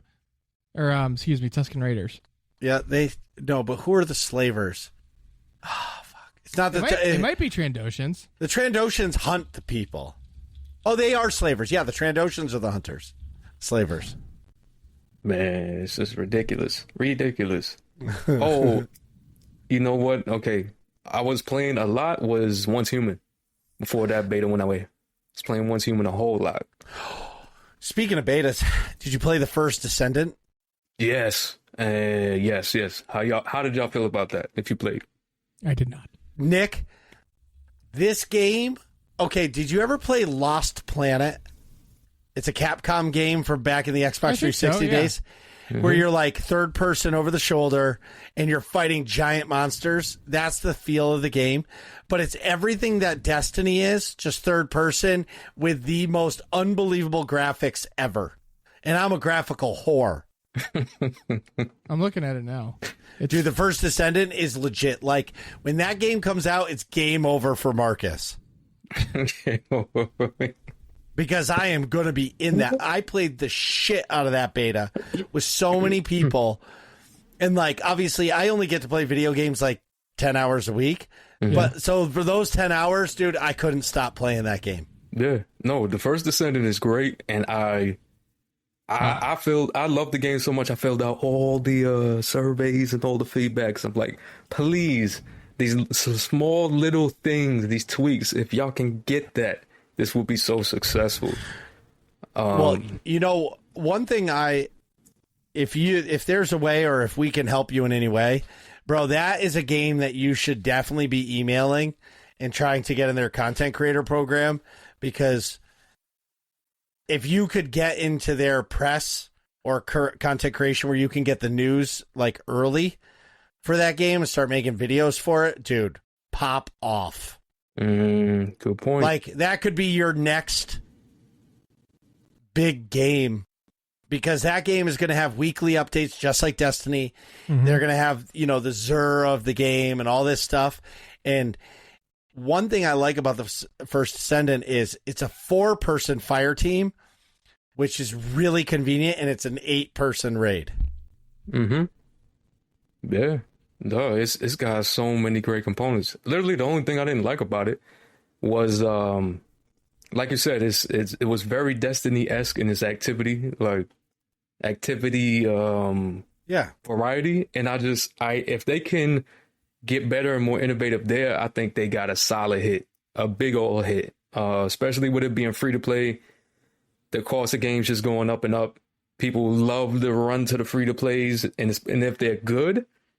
I mean, there's so many examples of they're the cash cows of the industry. If they're good, if you can make a legitimately good free to play and you can sustain it, you're going to make crazy money. It's just proven everywhere, from the Genshins to the Fortnites. Like, it's just what it is. So, yeah, I think you're right. I think I need to do that. I need to try to hit those good people up and try to get in on the ground floor. Speaking of planning for the future, what's your goal for 2024? Or what is one of your goals for 2024? Okay. I would say I want to get my second channel. It's not monetized yet on YouTube. I would love to get that monetized, because those are longer form videos that I put an insane amount of editing time into, and I actually have a lot of fun with it because it's refreshing because it's not Destiny. And there's nothing against Destiny, but when that's what your life revolves around for damn near every day, like I eat, breathe it, live it. I have nightmares about it. You know, I need to know all of it. And when I don't know something, then I'm the scum of the earth by YouTube standards. So like, to be able to be like, I play Resident Evil, like I've done a lot of Resident Evil series on there. Like I finished Village, did everything. And then I edit up the videos into episodes and I throw the most ridiculous freaking funny edits I can find or do. And it's so refreshing. I want to get that monetized so that hopefully that can help supplement, you know, just need to make a little bit more just to help the people I need to help. And if I can hit 50K subscribers on the Destiny channel, that would be a beautiful thing. I will not complain about that at all. Hell yeah. Shit, if I could hit 1,000 subscribers on the Working Class Nerds, that'd be fantastic too. Hey, you look, your kick is going well. You're getting more into the content side. Your shorts, from what I've seen, are doing well. Me and Nick and I were talking about it a little earlier. I was saying how hype I was, like watching you fail your first Elden Ring boss, your reactions and everything. Hell yeah. Like I show off your shorts all the time. And I think that's so dope. And shorts is where YouTube is really, without them saying that they're doing it, they're putting that's their focus right now. Let's just be honest. That's what they want people to focus on because they want to compete with TikTok directly. So you're smart for going that route right now. And if you keep doing what you're doing, you just keep it going, the consistency and all of that, it's gonna go well for you. It just is. So I think you're going to get there. Well, I appreciate that. And that's a goal, is to do it. The hard part is on shorts is people don't really smash the subscribe button on shorts unless they catch that same creator 5 or 6 times that they've scrolled through. Like, oh shit, that's another Elden Ring video. Oh, man, I like this guy. I see him all the time. I'm going to click subscribe. Where if somebody catches your regular video and in the algorithm, they're more likely to subscribe to that. You know what I mean? Yeah. But I tried something with one of them where it was, I did a boss kill, but it was just the kill. And I cut it off before my reaction on the short. But then I made the full video of the whole fight, and then you got me going fucking bananas at the end. And but like people, me personally, I don't think people like to watch, or maybe they don't know because the algorithm didn't take it. But you know, maybe they don't like to watch a whole boss fight. You know what I'm saying? You just have to find your niche and go with it. But I'm not talking about me, you. So when you say your other channel, can you tell everybody what that other channel is? MarcusBGaming Plays on YouTube. Just everybody go there right now. I'm already subscribed. And then, what was your favorite game of 2023? Oh, that's one of the toughest questions in any year of video games. 2023, that's the hardest question to answer in any year of video games. Really? I think so, yeah. Like, absolutely. This is one of the best years for gaming. It's one of the best and one of the worst. Crazy how that goes, right? Yeah. Like, at least that's what I believe. But to answer your question, unfortunately, due to budgetary and time constraints, I haven't gotten to play all the big contenders, and I'm kicking myself for it because every time I see y'all playing like, or see someone playing Baldur's Gate 3, I'm like, I can't wait till I can play Baldur's Gate 3. I know. That is on my list, huge. But from what I did play, Resident Evil 4 is probably my favorite game from last year. Resident Evil 4 Remake. I'm in love with it, and I think it also won extra points with me because that's the original is one of my favorite games of all time. I'm such a Resident Evil 4, like, that was the game that got me to be a Resident Evil head. And I was like, how are they gonna, there's no way, like, that is the pinnacle of Resident Evil. Like, how are they gonna do right by that in a remake? So I was nervous about it. I was one person that I was like, oh man, I really hope they don't mess it up. And they finally release it, and I'm like, I can't believe that I think I like this one more than the OG. and I was just so impressed. Playing through it has just been so fun, freaking horrifying at certain parts. If you know about those damn regenerators, then you know out there, you know my pain.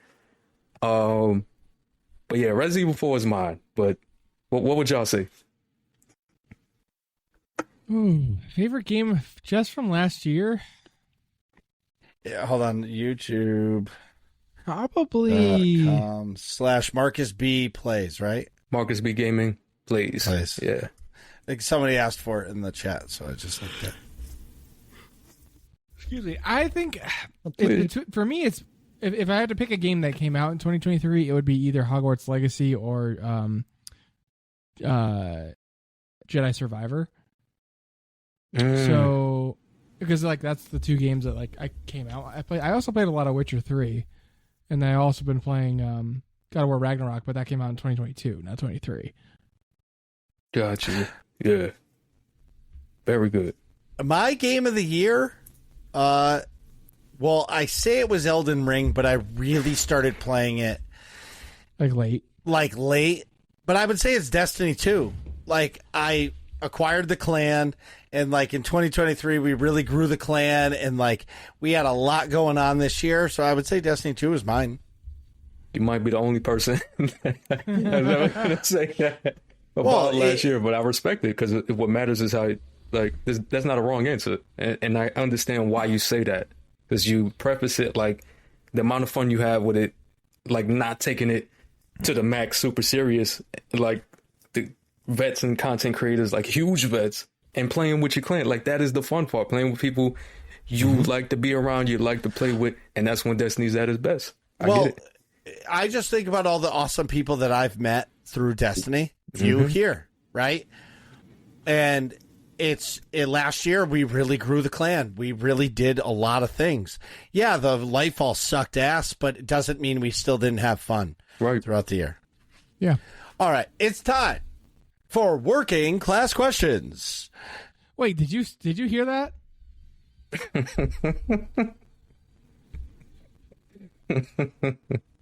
Oh my god. What's our first question? So I did ask what we thought was going to happen after the final shape, but I retracted it because we already answered that earlier. Yeah. But I've been reading a shit ton of books, and I wanted to ask you guys, because my favorite book might have changed, but what's your favorite book? Oh, this is hard because I don't read books consistently. I've listened to a bunch. I'm trying to think back to when I actually, read a lot of books. And a series I really liked when I was younger is called Ranger's Apprentice, by John Flanagan. It's just like it's like a young adult's book, like middle school-ish reading level.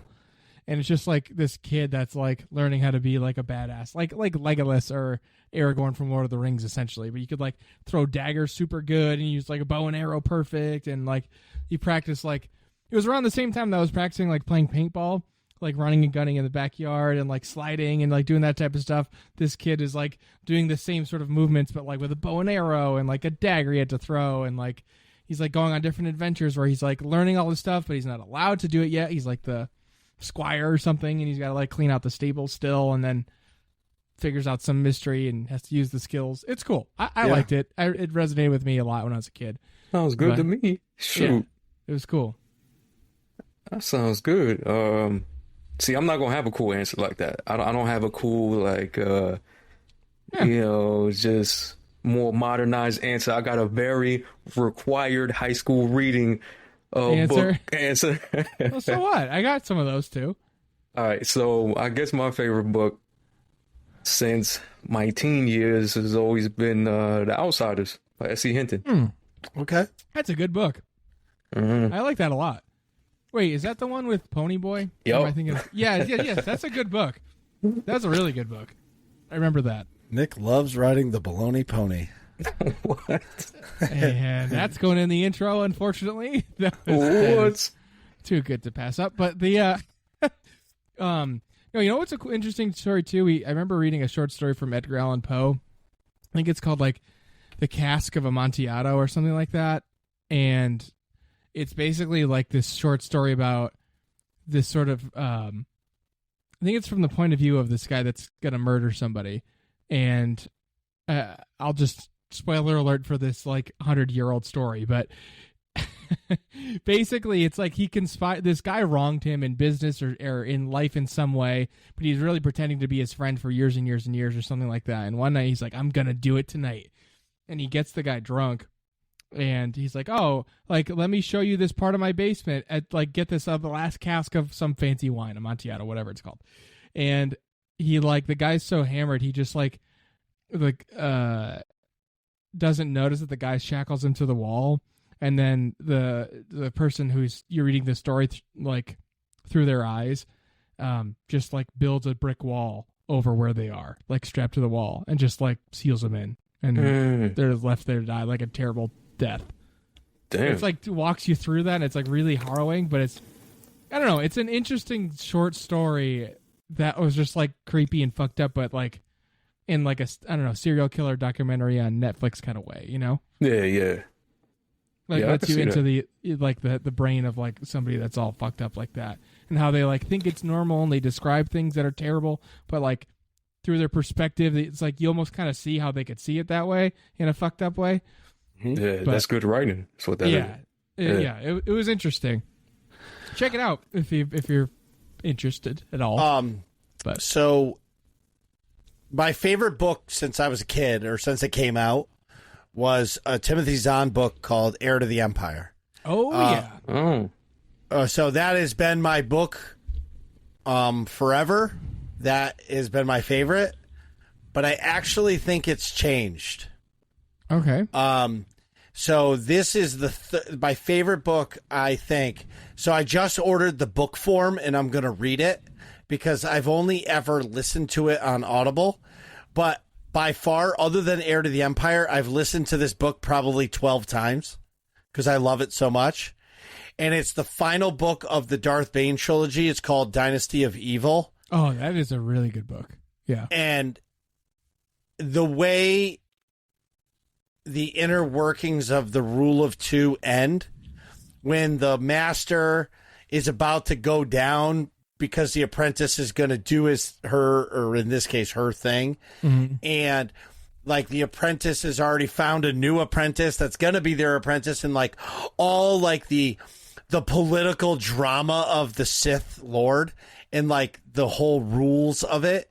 The book's fantastic. How it ends, I'm not going to spoil it because I won't do it. Well, But if you listen to any time of me describing why Darth Bane's one of my favorite characters in all of Star Wars, then right, you know the end, how that book ends. But right, yes. But either way, I really think my favorite book has changed because literally in the last 2 months, I think I've listened to that book twice, and I just ordered it. Like to the read, physical copy? Yeah, the physical copy to read it, because I didn't care about ordering the first and the second book because then I'd be spending fucking $50. You know what I mean? Yeah. But Right. the other book I just ordered, and this is where my obsession is coming from. Mm-hmm. It's a Dark Souls book. Okay. It's the story of the Dark Souls 1 character and like how it came to be and like all of that. And that's me nerding out into Front Software games. But anyway, moving forward. Who asks us the next set of questions? Oh, this next set of questions comes from Dorito. So Doritos asks, what are your top 3 titles you're looking forward to in 2024? I don't know 3 titles that are coming out in 2024, full disclosure. And Nick probably won't be playing them because he's not allowed to. Oh my God. That's not how it works, okay? I just have to fill out a couple forms and submit the frivolity request, okay? So because you guys are like Googling what's coming out, Yeah. I'll say mine. I'm really looking forward to the Elden Ring DLC when it comes out because that's it. And for me, it's really the final shape. Like, I am very much so looking forward to the final shape. I want to kick the shit out of the Witness. Right. I want to shove my osteostriga right up his ass. Right. Okay. But at the same time, the witness needs to kill somebody, like straight up, and like if he kills Crow, I'm gonna be happy. So like, okay, he needs to like off somebody that we care so much about right in the beginning of the final shape, where we all hate him so much, because right now he's done messed up stuff, but he really hasn't done much. Yeah, I get that. I get what you're saying. Like Callus in the Red War, he fucked people up. Yeah. Like, he made you mad. Yeah, because the speaker went. And if they would have developed the speaker's character better, people would have been it would have hit way harder if they would have done that. But people were still pissed that he killed one of their characters. Right. And this character actually stayed dead. Yeah. Right. Yeah. But I don't have a third game that I'm really looking forward to. Oh, the first Descendant, maybe. That was going to be one of mine for sure. Okay. MarcusBGaming, if you have additional, feel free. Otherwise, I think I have like one I want to talk about. Okay, let me see. So, First Descendant, absolutely on my list. Since I'm so entrenched up in the Destiny 2 world, I do have to say Final Shape. You have to. I have to, because I've been so invested. I've been there since the very, very, very beginning. So like, I'm really hoping that this delivers on so many fronts, and I'm cautiously optimistic, and I really just want to see what happens there. So I am looking forward to it. I gotta say. So, yeah, that's 2. And you know what else I'm gonna say? This is gonna sound funny, but South Park Snow Day. I was just thinking that. Dude, did you ever play the first South Park game? No, the Wand of the Mystery something, I forget. No, the first I watched the video of the gameplay, the whole game on YouTube. That game is fucking insane. Insane. Wait, are we talking about the Nintendo 64 first one, or are we talking about Yes. Oh, okay. Yeah. The Nintendo 64. That game, like when it came out, the shit that they were saying and doing in that game, oh my God. Yeah, for real. But have you seen the newer 2? You haven't seen? Oh, if you do yourself that favor, especially the first one. I can't ruin anything, but I don't want to ruin anything. I was going to say something, but it's already too spicy for me to even like hint at already. So perfect. Do yourself that favor. You will be dying laughing. I remember when I first played through that, I was splitting an apartment with my older brother. He's not a gamer at all. He didn't even watch South Park. So like, I'm playing in the living room, and he just comes by, and he's like, "What the?" And it was just this thing on screen, and I'm like, bro, it's not what it looked like. It's not what it looks like. All right. Like, I had to explain it to him. And then after that, he was just like, yo, when are you going to play that again? It was freaking stupid funny. And I was like, yeah, I never laugh harder. That's the funniest game I think that's ever been made, in my opinion. So that's awesome. You gotta at least watch the playthrough for the first one. I will. I was going to say, I'm looking forward to a game by Bandai Namco that I have not played in a long time. That actually comes out tomorrow, and that's Tekken 8. Oh, Tekken. Tekken 8 comes out tomorrow. Well, probably today by the time you're listening to this. Right. January 26th. See, Nick, now that's a good game that you can buy and be allowed to play it, because you can do like 2 fights of the story, and then then you can sit on the couch and just watch her play on her phone. You know what I mean? Like, so like you could be able to play that, because that's a good quick fix game. Yeah, totally. Marcus, we always talk about like having that quick service game, quick fix. Like, hey, I really want a game, but I only got 10 minutes. Like Tekken is that. You could do 2 fights in a Tekken story fight and feel satisfied that you got to game today. Yeah. Like, for me, a lot of times it's like a Call of Duty multiplayer where I just hop on, play a game, and hop off. Or like FIFA's like career mode, where I'm just like playing as my player and score a couple goals and then, play one match and leave. But something like that. in the game. So I downloaded the demo on the PlayStation. The graphics are insane. Talking about FIFA? No, Tekken 8. Oh, Tekken. Okay. Gotcha. And like, I saw that they had a demo, and I actually kind of like tipped my cap to them, like, thank you. Like, thank you for that. Yeah, that's great. Yeah, people have been telling me. That sells games. It does. People have been telling me to play it over and over, and I've been so sucked into freaking Palworld. But Tekken is one I used to play a lot younger, a whole lot of Tekken. And then there's so many years that went by and I played no Tekken. So I'm really hoping they do well because I want them to do well. My game, though, for that right now is the finals. Quick jump in, jump out. I don't know if y'all played the finals. I have not. But I've watched plenty of people play it.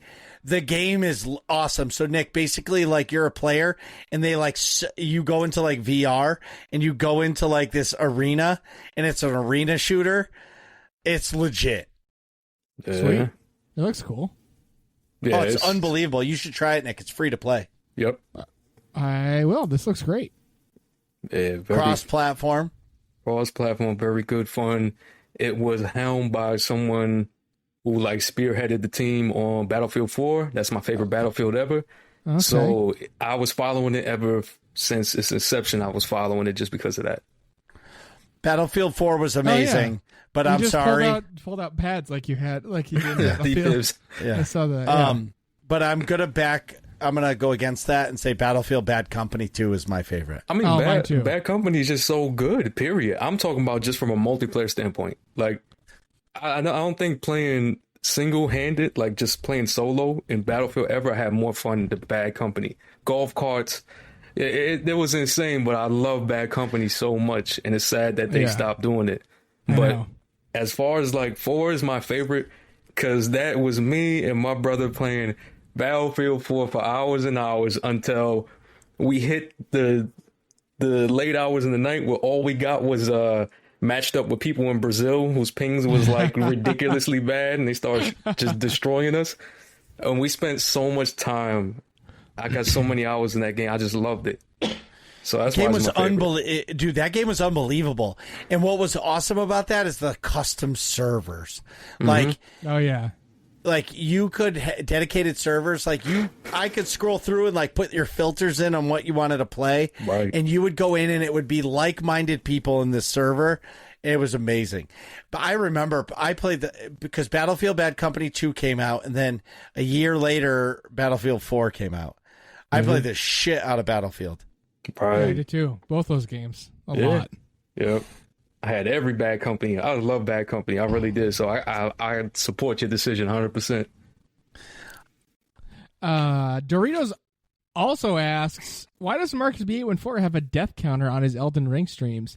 Fonts can be small to fit them all on screen. That's damn. The only reason why I don't have it is because I don't know how to do it. Oh, like I have there's like a title screen above on my overlay. If I could put a death counter in there, I would do it in a second, but I don't know how to. Man, if you were on OBS, I could have taught you how to do it in a couple minutes. But I know you're on Streamlabs, right? Mm-hmm. Yeah. I don't know if it's the same. I might have to look into that. Well, you might be on Streamlabs soon, hating your life because you're going to switch everything in order to multi-stream. So, Doritos also asks, what is the best thing about the twerking chicken emote in MarcusB814's chat? I want to say that it's animated, of course. I don't know how this community is now known as the chicken and waffles community. You like hate chickens and love waffles. Yeah, but like it's gotten to the point now where that's all it is. Like everything else is secondary. Yeah. To chicken and waffles. So yeah. Oh, that's funny. That's funny. Chicken and waffles. I love chicken and waffles. Oh, I do too. Chicken and waffles is great. But no, it's because I don't remember how it came up. Somehow Marcus, the waffle thing was because he meant to say exclamation point raffle, and he said exclamation point waffle, and then everyone just kept saying waffle, waffle, waffle, waffle. So then, dude, then Marcus people were DMing me actually... pictures of fucking waffles immediately after. For the next 3 days, Jackie from the SWOTOR team was DMing me on Twitter, telling me pictures of waffles with maple syrup piling up. It was a it was like 2 weeks of nonstop waffle pictures, and then somehow, some way, a waffle emote showed up in the stream. I think I bought one from a lady, just to appease people, and then the chicken stuff just went out of control. Yeah, the chickens, because like you don't like chickens, like the animal or something like that. They're gross. Yeah, and I'm like, well, I think they're cool if you have an outside pen. And no, stuff. They're fucking like gross. They're dinosaurs that give you eggs. They give you breakfast every day. I understand that, but I'll buy mine from the grocery store. Thank you very much. All right. So then, of course, people are like, chicken this, chicken that, chicken this, and then chicken. There's already a waffle thing, so now there's chicken. So of course it's chicken and waffles, and that's how it happened. But anyways, Marcus, what else does Dorito ask? What's the best dad joke you heard in 2023? So Marcus posted it in the database. That's the first place I saw it. It's like when you become an adult or a dad, you get sorted into one of these 4 houses, and it's all power tool brands. It's like Milwaukee, Ryobi, Craftsman, and one other. I forget the other one. I don't really have a favorite. I love them all. Like the database channel in our Discord. Like if you're just down in the dumps, do me a favor, go in the database and take your scroll wheel and scroll up 4 times. Just boom, boom, boom, boom, and then just start reading them as you go down. By the time you get to the bottom, it won't even take that long. You're going to be in a fantastic mood. Yeah, you at least improved. Yeah. You will. There's no way you're going to be in a worse mood than you started. Yeah, you don't go from terrible to great. You go from terrible to less terrible. Right.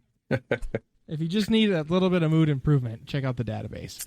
What about you, Marcus? What's your favorite dad joke of 2023? You know, I'm kicking myself because in the course of me playing or streaming so much, people have dropped dozens and dozens, and I should be able to remember one because every time it happens, I'm like, oh my gosh. And then they keep going. You know how it is. One starts, and then it's like everybody jumps in on it, and I'm just sitting here like, all right, I'll let your kids get it out your system. And I've heard so many. The only one I can remember right now, I'm going to have to go with. It's just horrible.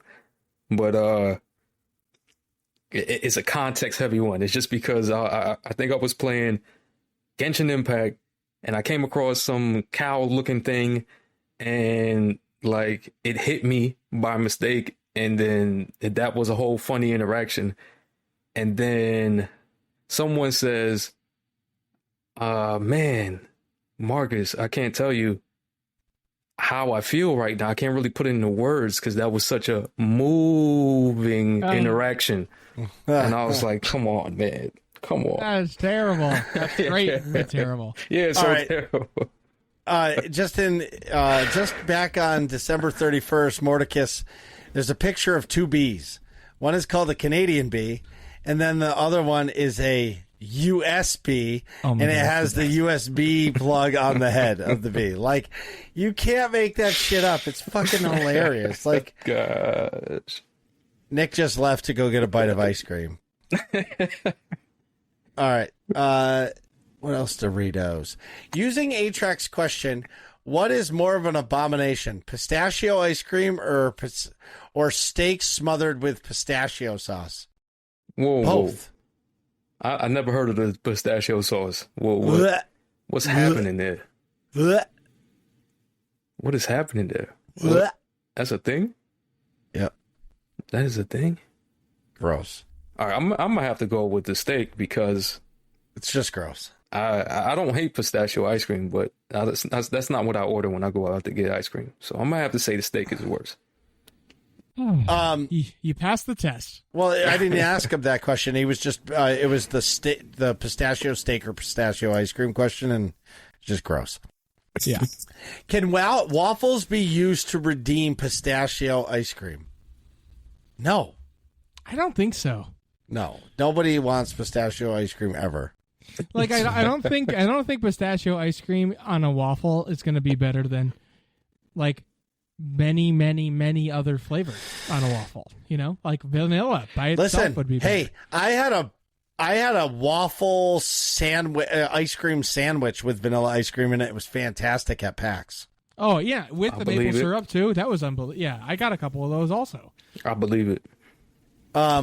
What's everybody's thought about today's announcement from Microsoft regarding laying off 9% of their video game team?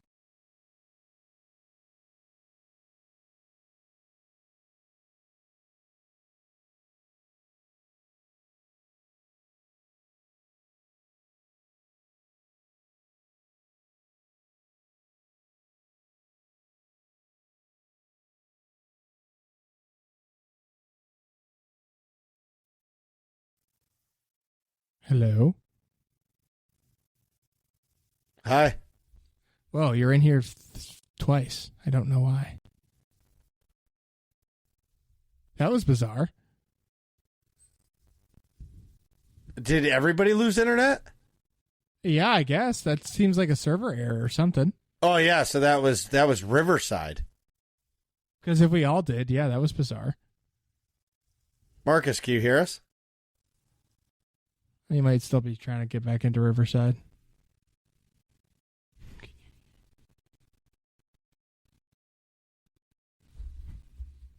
It says he's in here, but I can't tell. It's bizarre. Well, that's weird. It started a whole new recording. That's bizarre. Distant cartoon gunfire. What? Like everyone kind of frozen. That was weird. Very All your strange. reactions, were hilarious. Marcus, can you hear us? Is he gone? Well, I can see him in Discord, but he's in the. He just must not have changed his settings correctly in Riverside or something. Or maybe.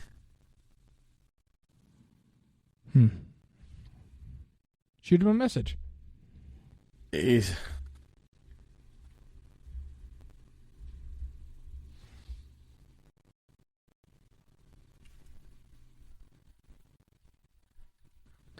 I think that's the second time that happened. Yeah, I think so too. I think that happened a couple weeks ago, but we were already done basically. Remember that? I leave for one night and it all goes to crap. Seems about right. Atrax. Thanks, Atrax. That's pretty funny. Well, once we get MarcusBGaming on, we can wrap things up shortly. But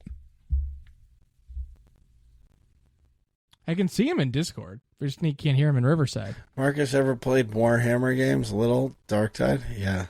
Cut my finger chopping cheese, but I think I may have greater problems. Oh my god. That's a good one. Okay, I think we're good. Oh, there we go. Now there's two of you, but I don't know why. There's two of MarcusB814 and two of MarcusBGaming in Riverside for some reason. It probably pulled us in, but are we both highlighted when we're talking? No. All right, so you're going to have fun with that one. Yeah. Well, anywho, where were we? Working class questions of some kind? Yeah, so what's everyone's thought about today's announcement of Microsoft laying off 9% of their video game team? That's terrible. Well, it's terrible, but so bigger picture, in the last week alone, 24,000 tech workers have been laid off. Yeah. So in my opinion, I believe that if you go back to when COVID hit, I believe that they hired so many people, and now the industry is slowing down a little bit. They're cutting staff, but I hate to say it like this, I guarantee these big companies, they're using AI, and I guarantee AI is doing some people's jobs. Yeah. Probably. Yeah. Without them saying it, because they don't want to scare people, and they're just like, oh, well, Yeah. That's definitely a factor.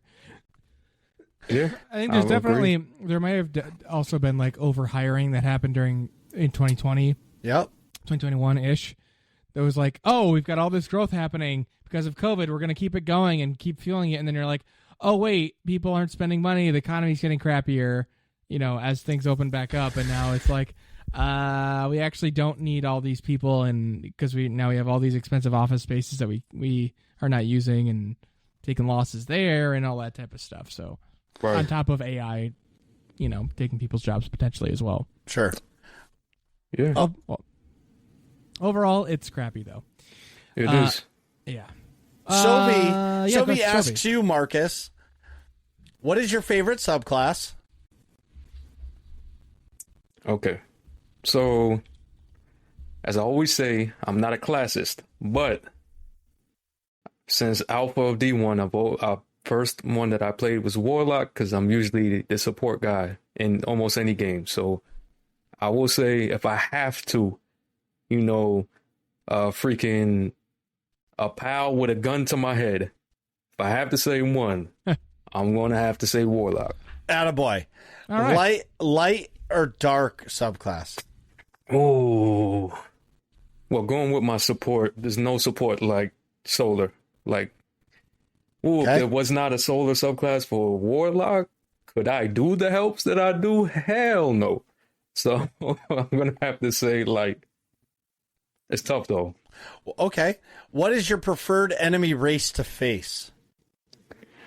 Vex, baby, Vex, baby, Vex, baby, Vex. You know what? That's the first thing that I thought. It's satisfying killing Vex. Mm-hmm. And they all have certain enemies who are just challenging. But like getting drop kicked by a chicken, that's kind of crazy. A robot chicken literally drop kicking you and like ending your GM or something is a wild thought. Like no one would believe that sentence out of context if you just said that to somebody and they don't know what you're talking about. Yeah. But it is satisfying to like fight the Vex and put some build together where you're like just destroying everything. They're just funny to me too. Like they have the robot chicken, they have a karate chopping, Minotaur. They're funny to me. I like fighting the Vex. I get it. All right. Do you wish they had some kind of zombie mode, like pick a race and fight them and they come in waves in Destiny? Oh, like a horde mode? Yeah. Oh, absolutely. I mean, I've been talking about that for years because even though I don't think we have many of those people left, unfortunately, especially because they keep firing the ones that have been there since the Halo days, but Bungie is the originator of Firefight. Firefight is one of the best PvE mode. They did that. Horde mode, they did that, right? So, on a side note, Firefight is back in Halo Infinite and it's freaking amazing. You ain't played it. Oh my gosh, it's so good. But with them having that DNA already, you would think that would be in the game already. You would think. That seems like such an easy win. Like doing arena style, the closest I think they ever got to it was Prison of Elders.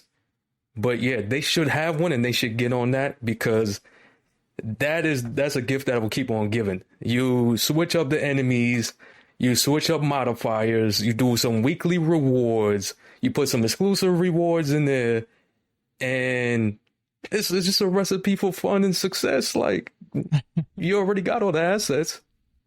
Might as well. Yeah, I would love that. That is a beautiful idea, and it should be something that we have already had. Okay. Last question from Sophie asks, do you play on PC or console? I play on console. Yeah, because I used to play all three back when it was no crossplay or cross save. Yeah. Well, it's both. But yeah, I play on console primarily because I suck on mouse and keyboard, even though I know you play con controller. Yeah. But also with just streaming, it's just better because then the powers, the console handles that, and then my PC could just focus on the stream end. So yeah, makes sense. Yeah. All right. Atrax is coming in with 3 questions, one for each of us. First, for Nick, what is a Discord? I gotta say, I don't know, and if you figure it out, just send me the info on Discord. So the backstory, everybody, is Nick is just absent from Discord. He doesn't ever check it, and he doesn't ever check in. But that's like everything, though. I don't check a lot of things. But he has 4 hours a day on Reddit. Damn. No. Definitely not. I'm also definitely not showing you my app usage on my phone. Nick, how do you have 6 hours a day on Reddit? I thought you were working. Well, Atrax also asks MarcusBGaming, what has been the most difficult boss in Elden Ring so far? The Crucible Knight. That's the night that I saw. I saw a short of you beating that. Oh my God, dude. This boss, like, I don't do good against knights because they hit hard and their move sets are tough because they always follow through with another shot. It literally took me an hour and a half to beat this boss. But, like, one of the main story bosses, I think I beat her in 3 tries. You know what I mean? So, like, this one night, it was definitely the Crucible Knight. Atrax also has a question for the real Marcus. What does Banshee have today? Oh, that's a very good question. Banshee actually has a really good stasis. If you're a newer player, really good stasis. Rocket launcher for PvE. There's also a really good PvP Vulpecula hand cannon. That's a 180 RPM hand cannon. That has multi-kill clip and killing wind on it. And those were the 2 best things that Banshee has today. I only know that because literally right before this, I was racing to finish my Banshee video, my daily Banshee inventory video. It's the only reason I actually have a legit professional answer for that. Hell yeah, let's go. All right, Marcus, tell everybody where they can find you, and they need to. Man. MarcusBGaming on pretty much every social that you could think of. And then on YouTube, it is MarcusBGaming for all the Destiny content. And then MarcusBGaming Space Plays for the other stuff. And for streaming, it is going to be MarcusBGaming. That's live space. That's Kick. That's Twitch. That's YouTube. And yeah, that's it. Awesome. Well, thanks for coming on the show.